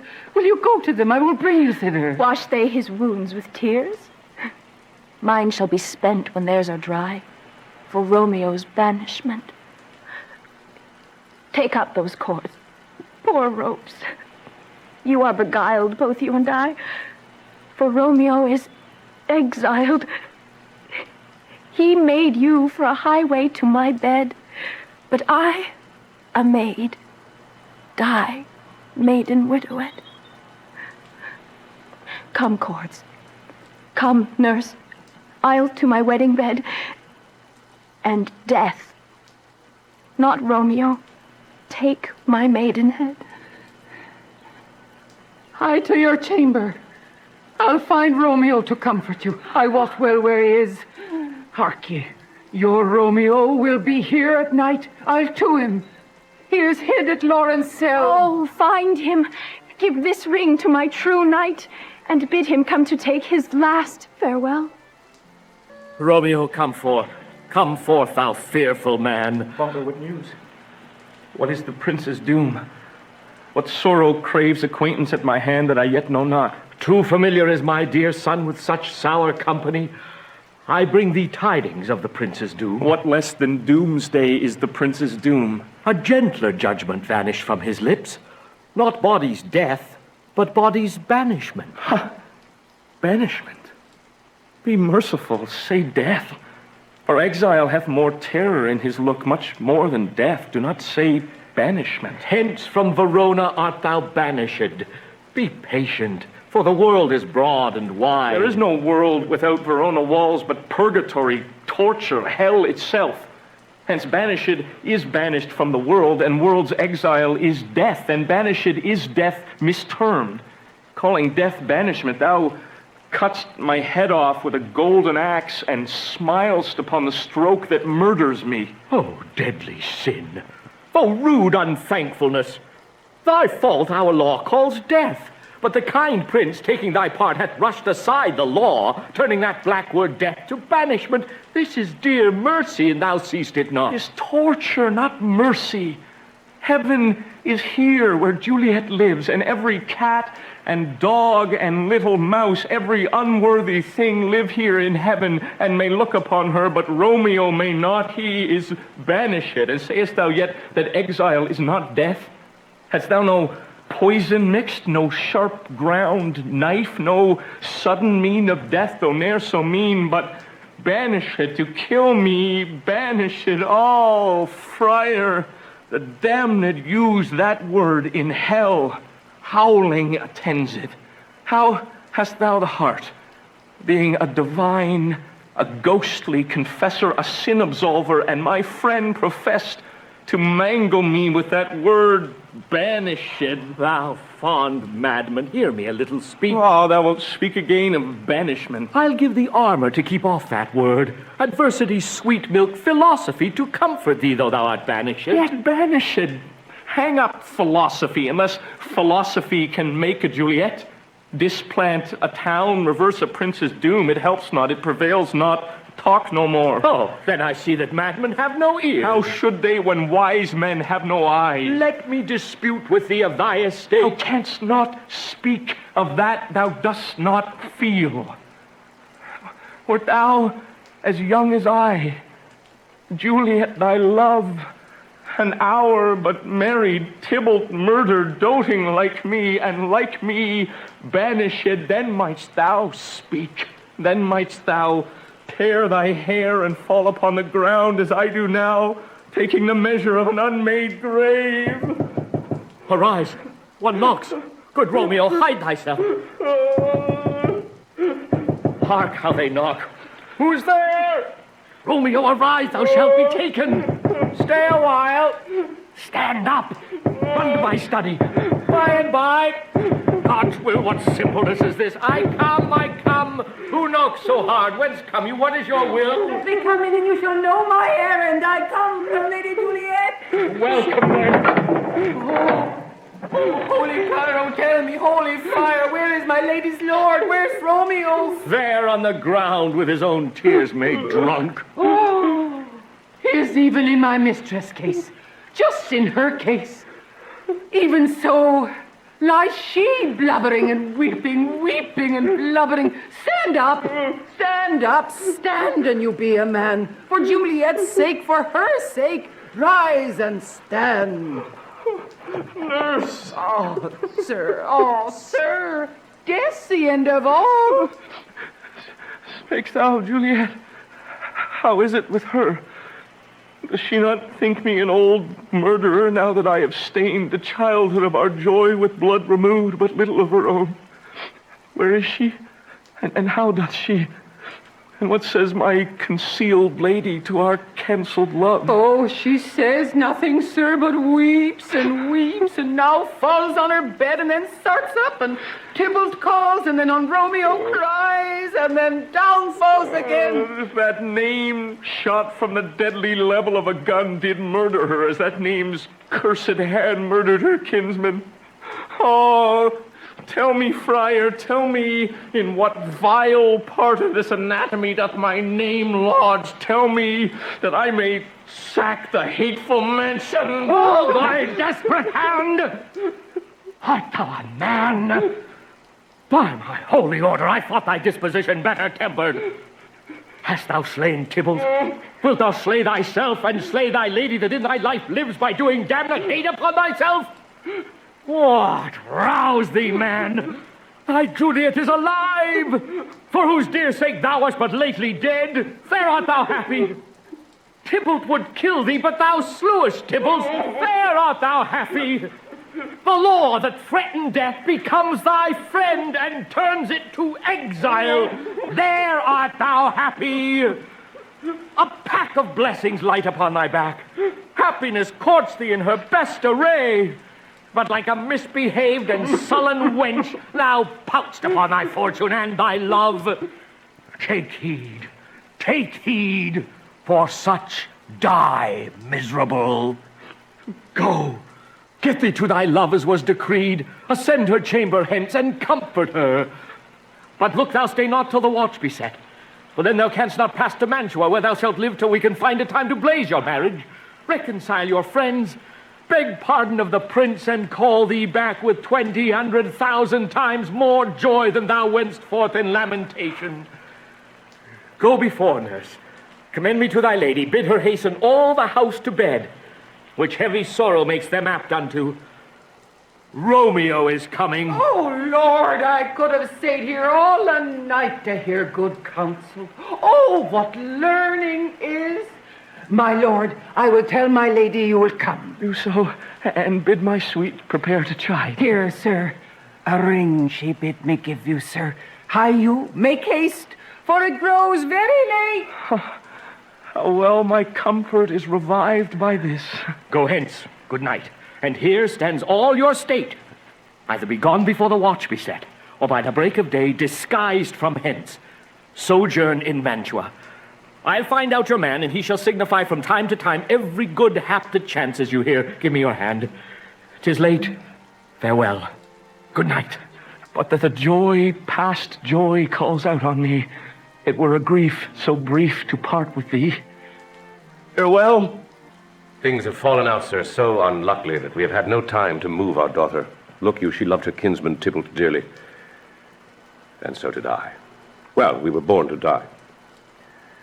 'Tis very late. She'll not come down tonight. I promise you, but for your company I would have been abed an hour ago. These times of woe afford no times to woo. Madam, good night. Commend me to your daughter. I will. And know her mind early tomorrow. Tonight she's mewed up to her heaviness. Sir Paris, I will make a desperate tender of my child's love. I think she will be ruled in all respects by me. Nay, more, I doubt it not. Wife, go you to her ere you go to bed, acquaint her here of my son Paris' love, and bid her, mark you me, on Wednesday next. But soft, what day is this? Monday, my lord. Monday? Well, Wednesday is too soon. A Thursday, let it be. A Thursday, tell her she shall be married to this noble earl. Will you be ready? Do you like this haste? We'll keep no great ado, a friend or two, for hark you, Tybalt being slain so late, it may be thought we held him carelessly, being our kinsman, if we revel much. Therefore we'll have some half a dozen friends, and there an end. What say you to Thursday? My lord, I would that Thursday were tomorrow. Well, get you gone, a Thursday be it then. Go you to Juliet ere you go to bed. Prepare her, wife, against this wedding day. Farewell, my lord. Like to my chamber, ho! For me it is so very late that we may call it early by and by. Good night. Wilt thou be gone? It is not yet near day. It was the nightingale, and not the lark, that pierced the fearful hollow of thine ear. Nightly she sings on yond pomegranate tree. Believe me, love, it was the nightingale. It was the lark, the herald of the morn, no nightingale. Look, love, what envious streaks do lace the severing clouds of yonder east. Night's candles are burnt out, and jocund day stands tiptoe on the misty mountain tops. I must be gone and live, or stay and die. Yond light is not daylight. I know it, It is some meteor that the sun exhales to be to thee this night a torchbearer and light thee on thy way to Mantua. Therefore stay yet. Thou needest not to be gone. Let me be ta'en. Let me be put to death. I am content, so thou wilt have it so. I'll say yond grey is not the morning's eye, 'tis but the pale reflex of Cynthia's brow. Nor that is not the lark whose notes do beat the vaulty heaven so high above our heads. I have more care to stay than will to go. Come, death, and welcome. Juliet wills it so. How is't, my soul? Let's talk. It is not day. It is. It is. Hie hence. Be gone. Away. It is the lark that sings so out of tune, straining harsh discords and unpleasing sharps. Some say the lark makes sweet division. This doth not so, for she divideth us. Oh, now be gone. More light and light it grows. More light and light, more dark and dark our woes. Madam! Nurse? Your lady mother's coming to your chamber. The day is broke, be wary, look above. Then window let day in and let life out. Farewell. Farewell. One kiss and I'll descend.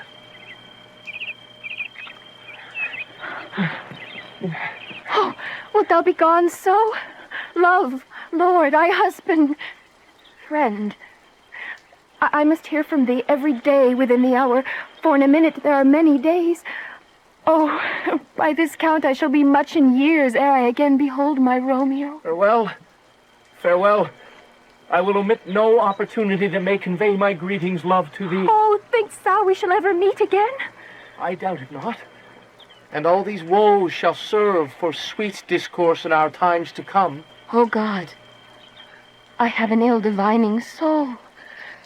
Methinks I see thee, now thou art so low, as one dead, in the bottom of a tomb. Either my eyesight fails, or thou look'st pale. Me love, in my eyes so do you. Dry sorrow drinks our blood.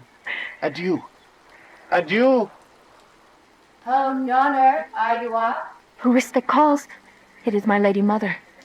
Is she not down so late, or up so early? What unaccustomed cause procures her hither? Why, how now, Juliet? Madam, I am not well. Ever more weeping for your cousin's death? What? Wilt thou wash him from his grave with tears? And if thou couldst not make him live. Therefore, have done. Some grief shows much of love, but much of grief shows still some warmth of wit. Yet let me weep for such a feeling lost. Well, girls, I'll weep not so much for his death, as that the villain lives which slaughtered him. What villain, madam? The same villain, Romeo. God pardon him. I do with all my heart, yet no man like he to grieve my heart. That is because this traitor murderer lives. Aye, madam, from the reach of these my hands. We will have vengeance for it, fear thou not. And then I hope thou wilt be satisfied. Indeed, I never shall be satisfied with Romeo till I behold him dead. Is my poor heart so for a kinsman vexed? But now I'll tell thee joyful tidings, girl. And joy comes well in such a needy time. What are they, I beseech your ladyship? Well, well. Thou hast a careful father, child. One who, to put thee from thy heaviness, hath sorted out a sudden day of joy that thou expect'st not, nor I look'st not for. Madam, in happy time, what day is that?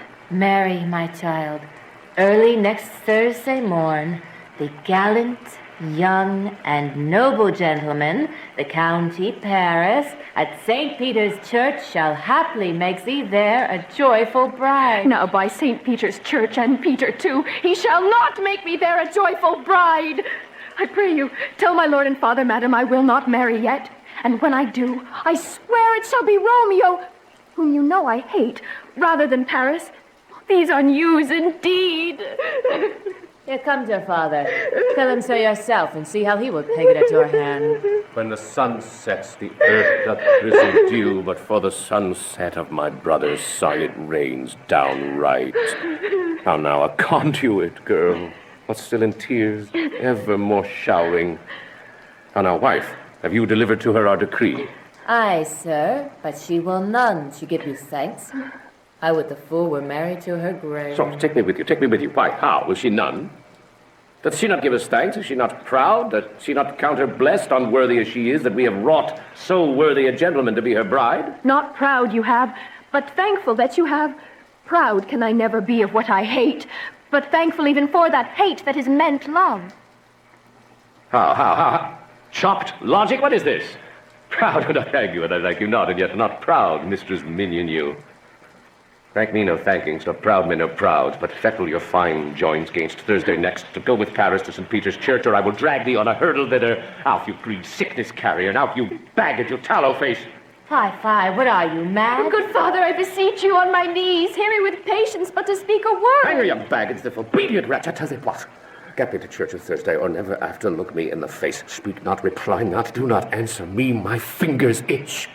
Why, we scarce thought us blessed that God had lent us but this only child, but now I see this one is one too much, and that we have a curse in having her out of her hilding. Lord in heaven, let her.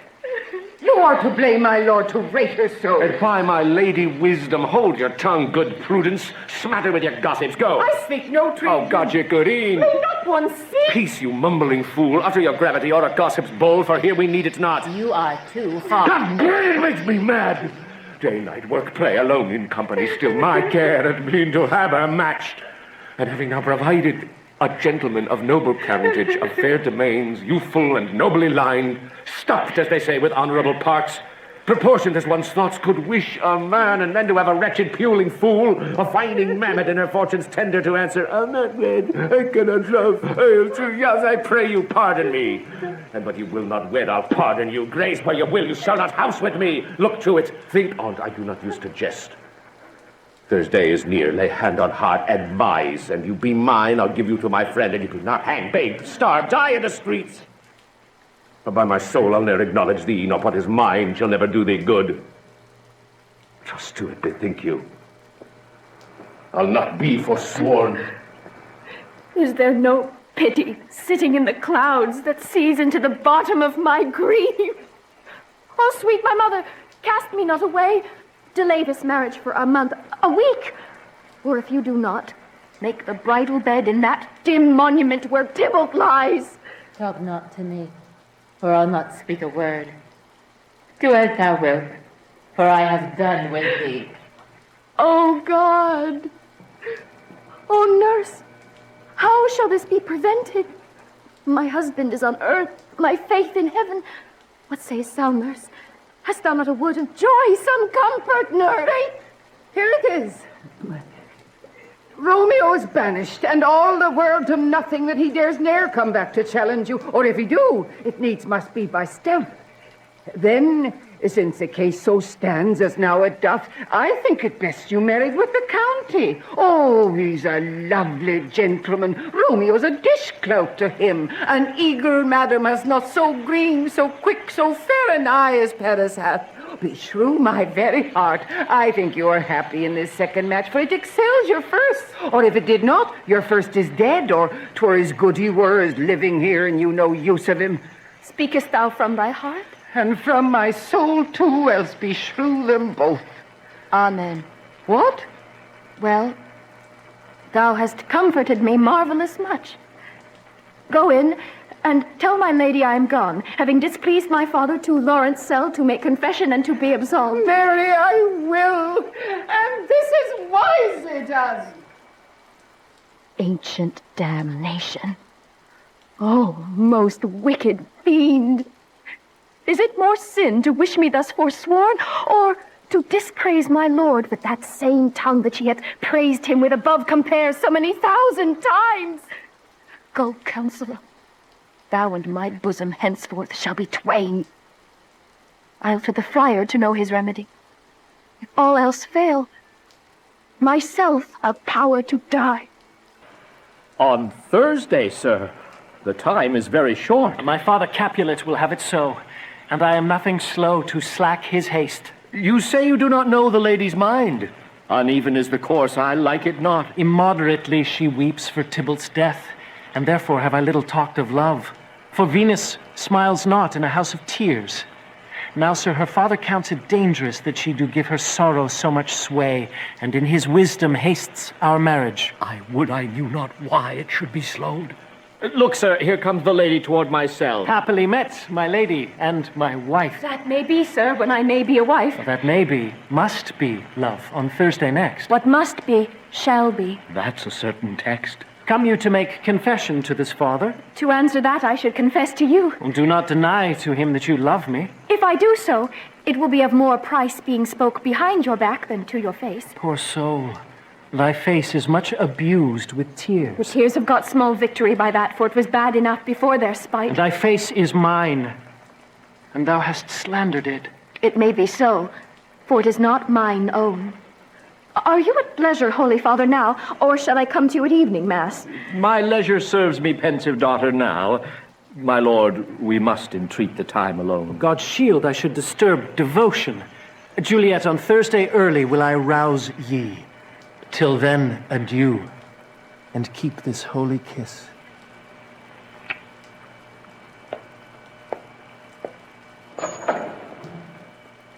Oh, shut the door. And when thou hast done so, come weep with me, past hope, past cure, past help. Oh, Juliet, I already know thy grief. It strains me past the compass of my wits. I hear thou must, and nothing may prorogue it, on Thursday next be married to this county. Tell me not, friar, that thou hearest of this, unless thou tell me how I may prevent it. Give me some present counsel, or behold, twixt my extremes and me, this bloody knife shall play the umpire. I long to die, if what thou speakst speak not of remedy. Hold, daughter. I do spy a kind of hope, which craves as desperate an execution as that is desperate which we would prevent.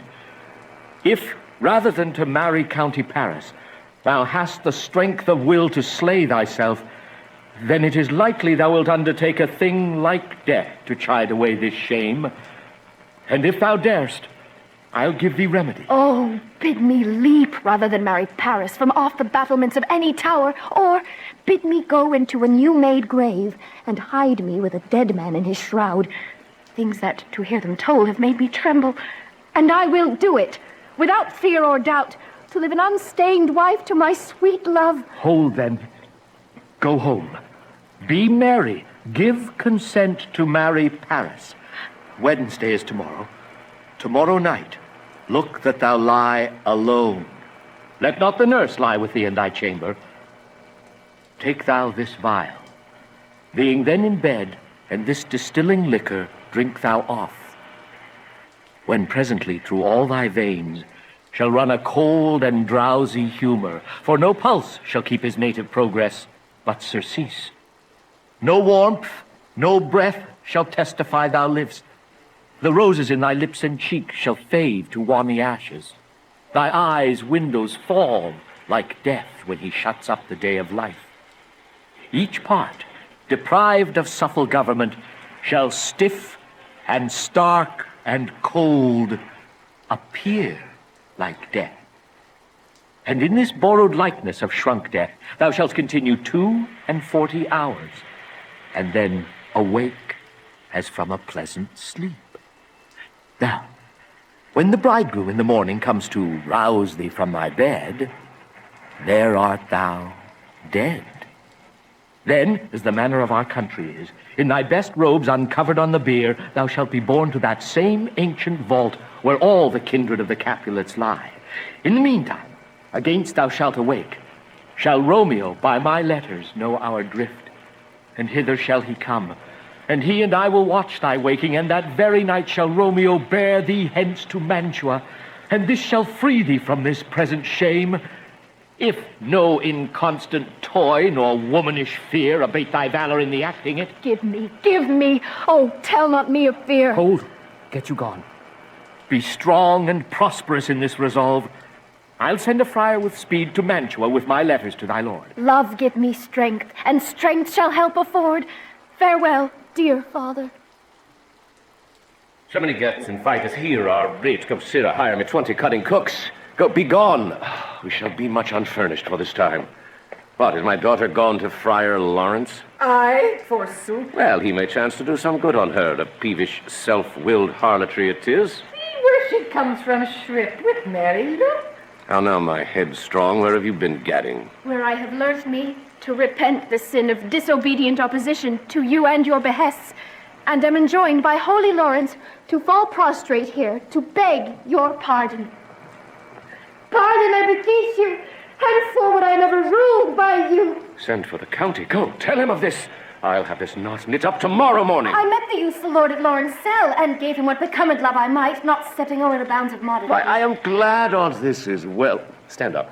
This is as it should be. Let me see the county I marry. Go, I say, and fetch him hither now. For God, this reverend holy friar, all our whole city is much bound to him. Nurse, will you go with me into my closet to help me sort such needful ornaments as you think fit to furnish me tomorrow? No, not till Thursday. There's time enough. Go, nurse, go with her. We'll to church tomorrow. We will be short in our provisions. 'Tis now near 9. Josh, I will stir about, and all things shall be well. I warrant thee, wife. Go thou to Juliet, help to deck up her. I'm not to bed tonight. Let me alone. I'll play the housewife of it once. Well, I will walk myself to county parish to prepare of him against tomorrow. My heart is wondrous light, since this same wayward girl is so reclaimed. I, though the tired dog falls a little, but gentle nurse, I pray thee, lead me to myself tonight, for I have need of many orisons to move the heavens to smile upon my state, which well thou knowest is cross and full of sin. Oh, well. What? Are you busy, Ho? Need you my help? No, madam. We have culled such necessaries as are be hopeful for our state tomorrow. So please you, let me now be left alone, and let the nurse this night sit up with you, for I'm sure you have your hands full all with this so sudden business. Good night. Get thee to bed and rest, for thou hast need. Farewell. God knows when we shall meet again. I have a faint, cold fear thrills through my veins, which almost freezes up the heat of life. I'll call them back again to comfort me. Nurse? Oh, what should she do here? My dismal scene I needs must act alone. Come, Vile. Oh, what if it be a poison, which the friars subtly hath ministered to have me dead, lest in this marriage he should be dishonored because he married me before to Romeo? I fear it is. And yet, methinks it should not, for he hath still been tried a holy man. How if, when I am laid into the tomb, I wake before the time that Romeo come to redeem me? Oh, there's a fearful point. Shall I not then be stifled in the vaults, to whose foul mouth no healthsome air breathes in, and there die strangled ere my Romeo come? Alack! Alack! Is it not like that I, so early waking, what with loathsome smells and shrieks like mandrakes torn out of the earth, that living mortals hearing them run mad?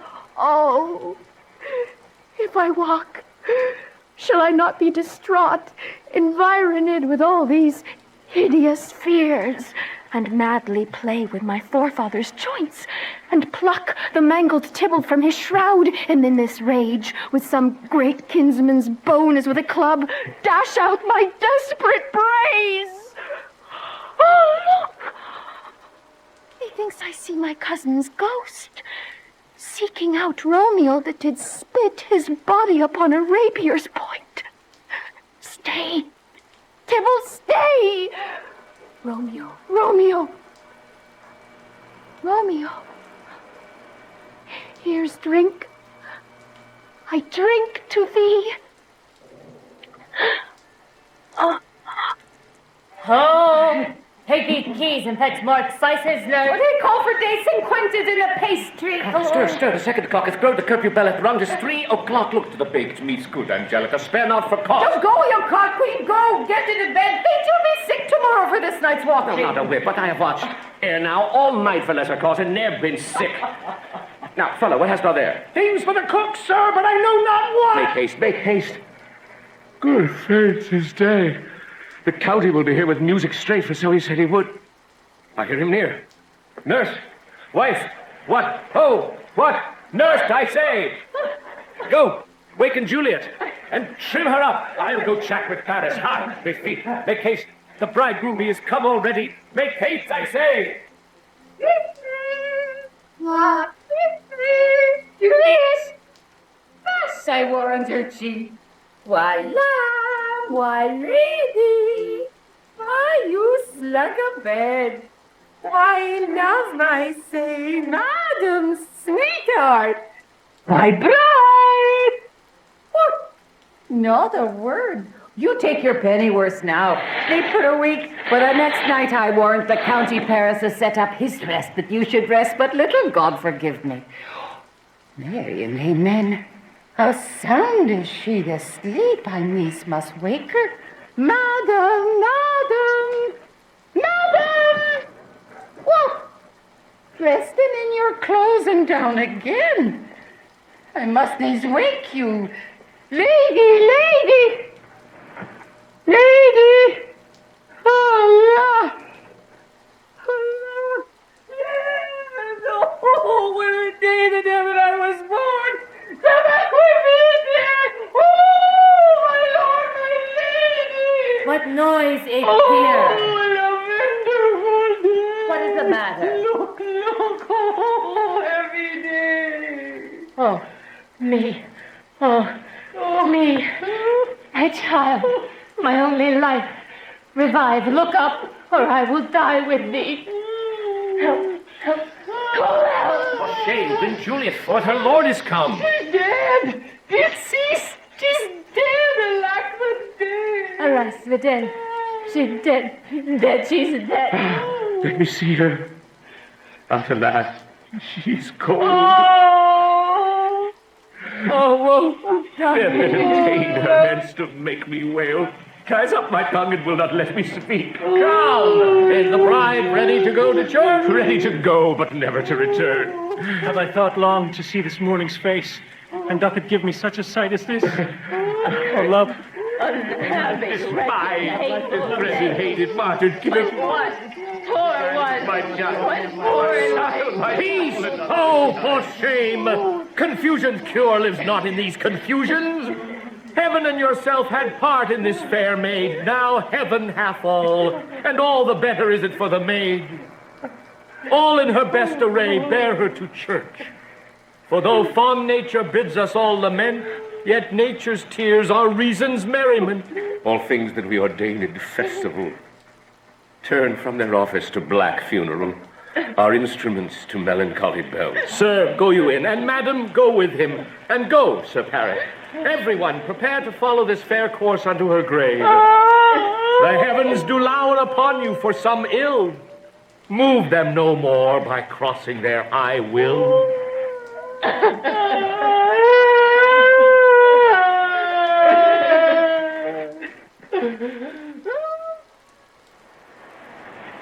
If I may trust the flattering truth of sleep, my dreams presage some joyful news at hand.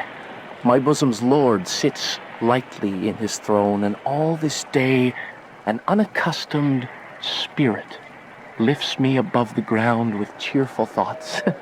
I dreamt my lady came and found me dead.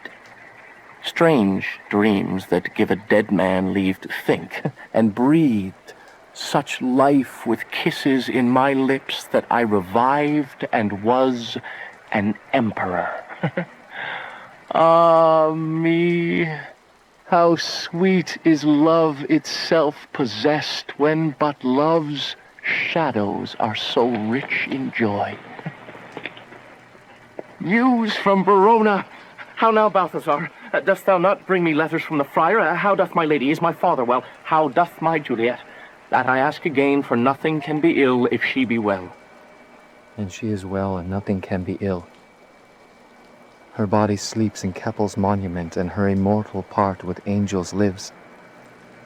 I saw her laid low in her kindred's vault, and presently took post to tell it you.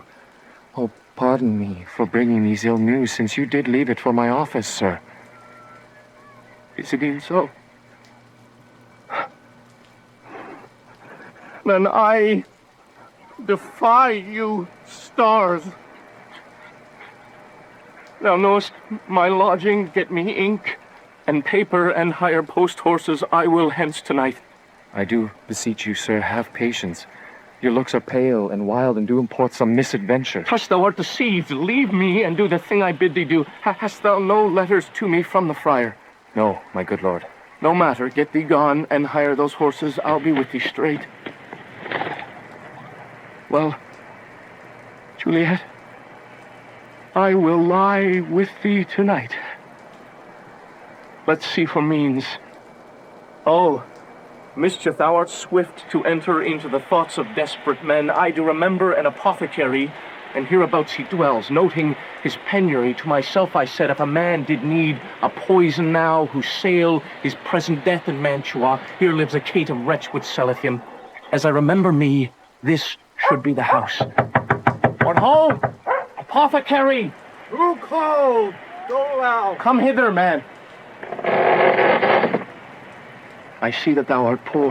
Hold, there is 40 ducats. Let me have a dram of poison.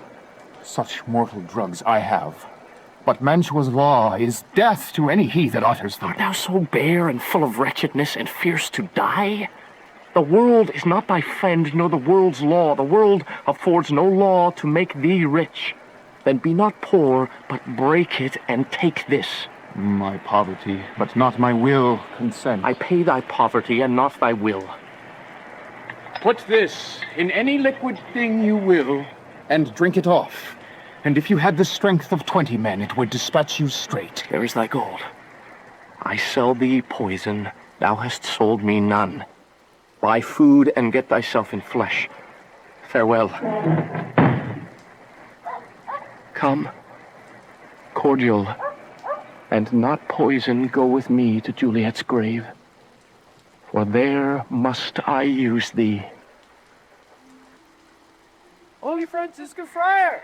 Brother! Oh! This same should be the voice of Friar John. Welcome from Mantua. What says Romeo? Or, if his mind be writ, give me his letter. Going to find a barefoot brother out. One of our order to associate me here in this city visiting the sick, and finding him, the searchers of the town, suspecting that we both were in a house where the infectious pestilence did reign, sealed up the doors, and would not let us forth, so that my speed to Mantua there was stayed. Who bare my letter then to Romeo? I could not send it. Here it is again. Unhappy fortune. Friar John, go hence. Get me an iron crow and bring it straight unto my cell. Brother, I'll go and bring it thee. Now must I to the monument alone. Within this 3 hours will fair Juliet wake. She will beshrew me much that Romeo hath had no notice of these accidents. But I will right gain to Mantua, and keep her at my cell till Romeo come. Poor living corse, closed in a dead man's tomb. Give me thy torch, boy. Hence, and stand aloof. Yet put it out, for I would not be seen. Give me those flowers. Do as I bid thee. Go. Sweet flower, with flowers thy bridal bed I strew. Oh, woe of thy canopy as dust and stones, which with sweet water nightly I will dew, or wanting that, with tears distilled by moans. The obsequies that I for thee will keep nightly shall be to strew thy grave and weep. The boy gives warning something doth approach. Give me that mattock and the wrenching iron. Hold, take thou this letter. Early in the morning see thou deliver it to my lord and father. Give me the light. Upon thy life I charge thee, whate'er thou hearest or seest, stand all aloof, and do not interrupt me in my course. I will be gone, sir, and not trouble you. So shalt thou show me friendship. Take thou that. Live, and be prosperous, and farewell, good fellow. Thou detestable maw, thou womb of death, gorged with the dearest morsel of the earth. Thus I enforce thy rotten jaws to open, and in despite I'll cram thee with more feed. Stop thy unhallowed toil, vile Montague. Can vengeance be pursued further than death? Condemned villain, I do apprehend thee. Obey and go with me, for thou must die. I must indeed, and therefore came I hither. Good, gentle youth, tempt not a desperate man. Put not another sin upon my head by urging me to fury. All be gone. Stay not, be gone, live. And hereafter say, A madman's mercy bid thee run away. I do defy thy conjuration, and apprehend thee for a felon here. Wilt thou provoke me, and have at thee, boy. Be merciful. Lay me with Juliet. In faith I will. Let me peruse this face. Mercutio's kinsman, noble County Paris. What said my man when my betossed soul did not attend him as we rode? I think he told me Paris should have married Juliet. Said he not so, or did I dream it so, or am I mad hearing him talk of Juliet to think it was so? I'll bury thee in a triumphant grave.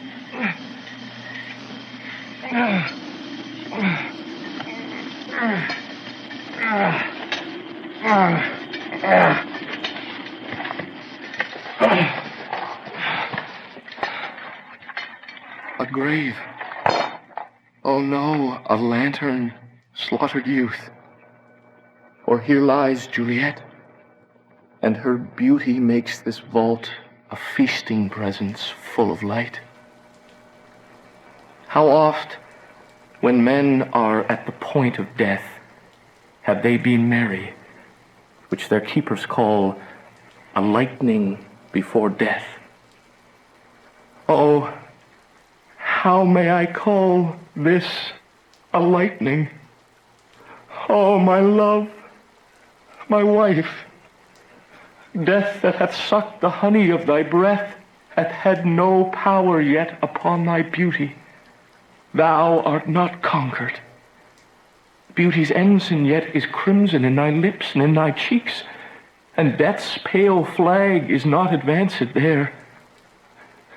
Tybalt, liest thou there in thy bloody sheet?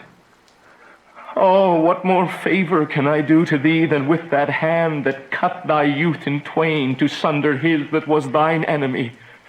Forgive me, cousin. Oh, dear Juliet, why art thou yet so fair? Shall I believe that unsubstantial death is amorous, and that the lean, abhorred monster keeps thee here in dark to be his paramour?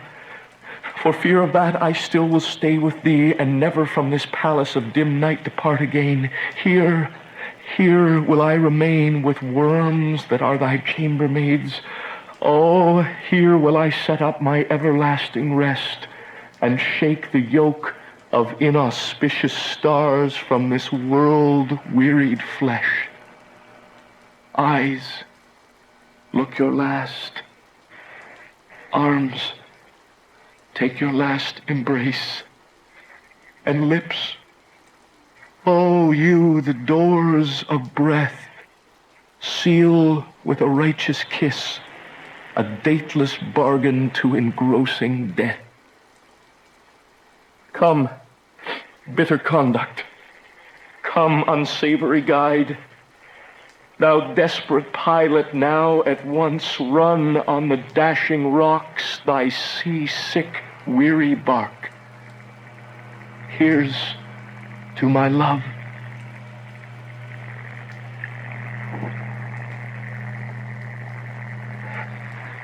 Thus, with a kiss, I die.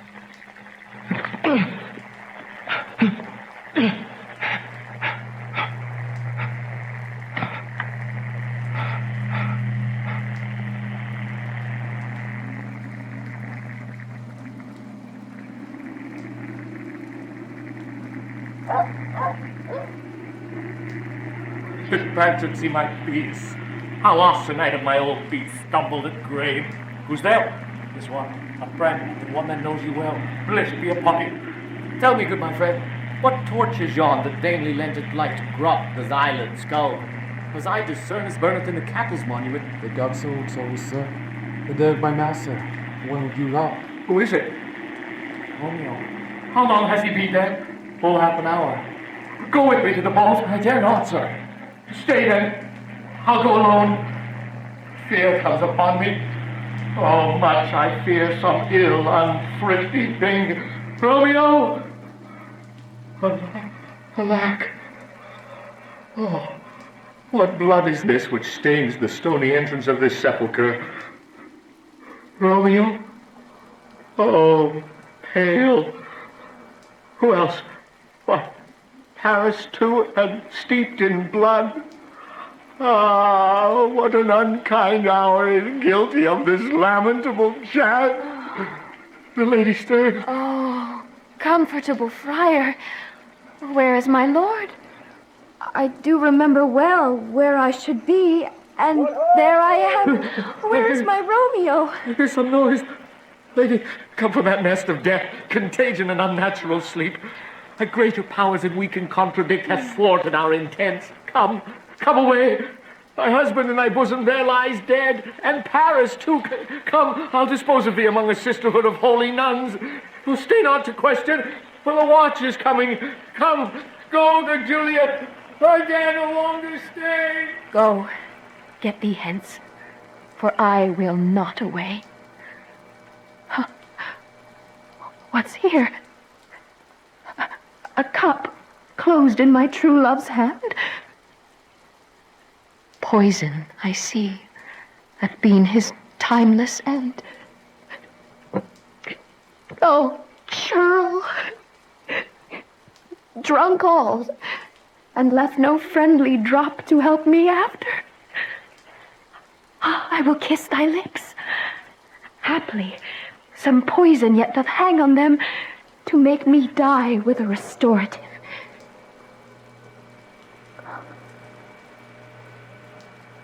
My lips are warm.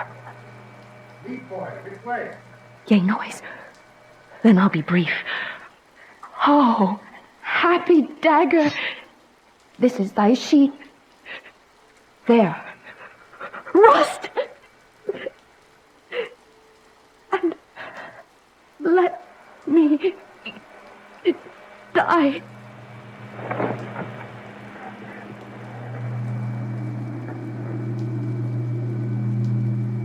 This is the play. Ground is slutty. Search about the churchyard. Go! Some of you, whoever you find, attach. Go tell the prince. Run to the Capulets. Raise up the Montague. Some other search. Here's Romeo's man. We found him in the churchyard. Hold him in safety till the prince comes hither. What this adventure is so early up that calls our person from our morning rest? Lieutenant Meegan is so shrieked abroad. Streetcar Romeo and Juliet is unpaired, and all run with open outcry towards our monument. What fear is this which startles in our ears? Sovereign, here lies the county Paris slain, and Romeo dead, and Juliet dead before, warm and you killed.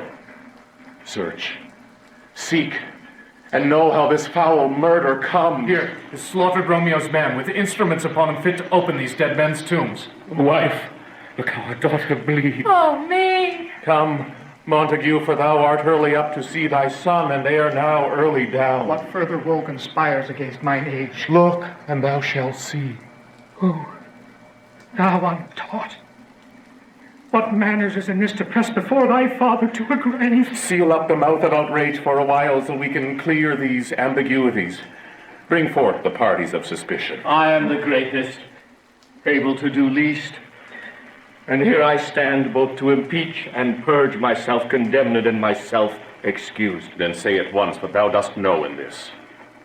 Romeo, there dead, was husband to that Juliet, and she, there dead, that Romeo's faithful wife. I married them, and their stolen marriage day was Tybalt's doomsday, whose untimely death banished the new-made bridegroom from the city, for whom, and not for Tybalt, Juliet pined. You, to remove that siege of grief from her, betrothed, and would have married her perforce to county Paris. Then comes she to me, and with wild looks bid me devise some mean to rid her from this second marriage, or in my cell there would she kill herself. Then gave I her, so tutored by my art, a sleeping potion, which so took effect as I intended, for it wrought on her the form of death. Meantime, I writ to Romeo that hither he should come as this dire night to help to take her from her borrowed grave, being the time the potion's force should cease. But he which bore my letter, Friar John, was stayed by accident, and yesternight returned my letter back. Then all alone, at the prefixed hour of her waking, came I to take her from her kindred's vault, meaning to keep her closely at my cell, till I conveniently could send to Romeo. But when I came, some minute ere the time of her awakening, here untimely lay the noble Paris, and true Romeo dead. She wakes, and I entreated her, come forth and bear this work of heaven with patience. But then some noise did scare me from the tomb, and she, too desperate, would not go with me, but as it seemed, did violence on herself. All this I know, and to the marriage her nurse is privy. And if aught in this miscarried by my fault, let my old life be sacrificed some hour before his time unto the rigor of severest law. We still have known thee for a holy man. Where's Romeo's man? What can he say to this? This letter he early bid me give his father, and threatened me with death, going in the vault, if I departed not and left him there. This letter doth make good the friar's words. Their course of love, the tidings of her death, and here he writes that he did buy a poison of a poor apothecary, and therewithal came to this vault to die and lie with Juliet. Where be these enemies?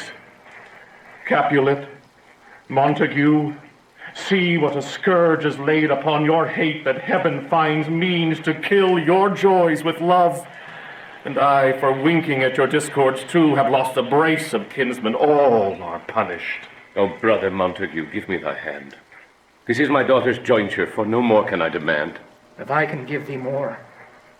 For I will raise her statue in pure gold, that whilst Verona by that name is known, there shall no figure at such rate be set as that of true and faithful Juliet. As rich shall Romeo's by his ladies lie, for sacrifices of our enmity. A glooming peace this morning with it brings. The sun for sorrow will not show his head. Go hence to have more talk of these sad things. Some shall be pardoned, and some punished. For never was a story of more woe than this of Juliet and her Romeo. And that was Romeo and Juliet, the timeless tragedy written by William Shakespeare more than 4 centuries ago. First performed in the late 1500s, the story follows 2 young lovers from rival families in the city of Verona. What begins as a secret romance quickly becomes one of the most famous tragedies ever written, exploring love, fate, family conflict, and the consequences of hatred. Shakespeare's work has inspired countless films, plays, operas, and modern adaptations across the world, proving that the emotions at the heart of the story still resonate today. You've been listening to Night Shift Radio. Thank you for spending part of your night with us. And until next time, keep the dial warm and the night alive.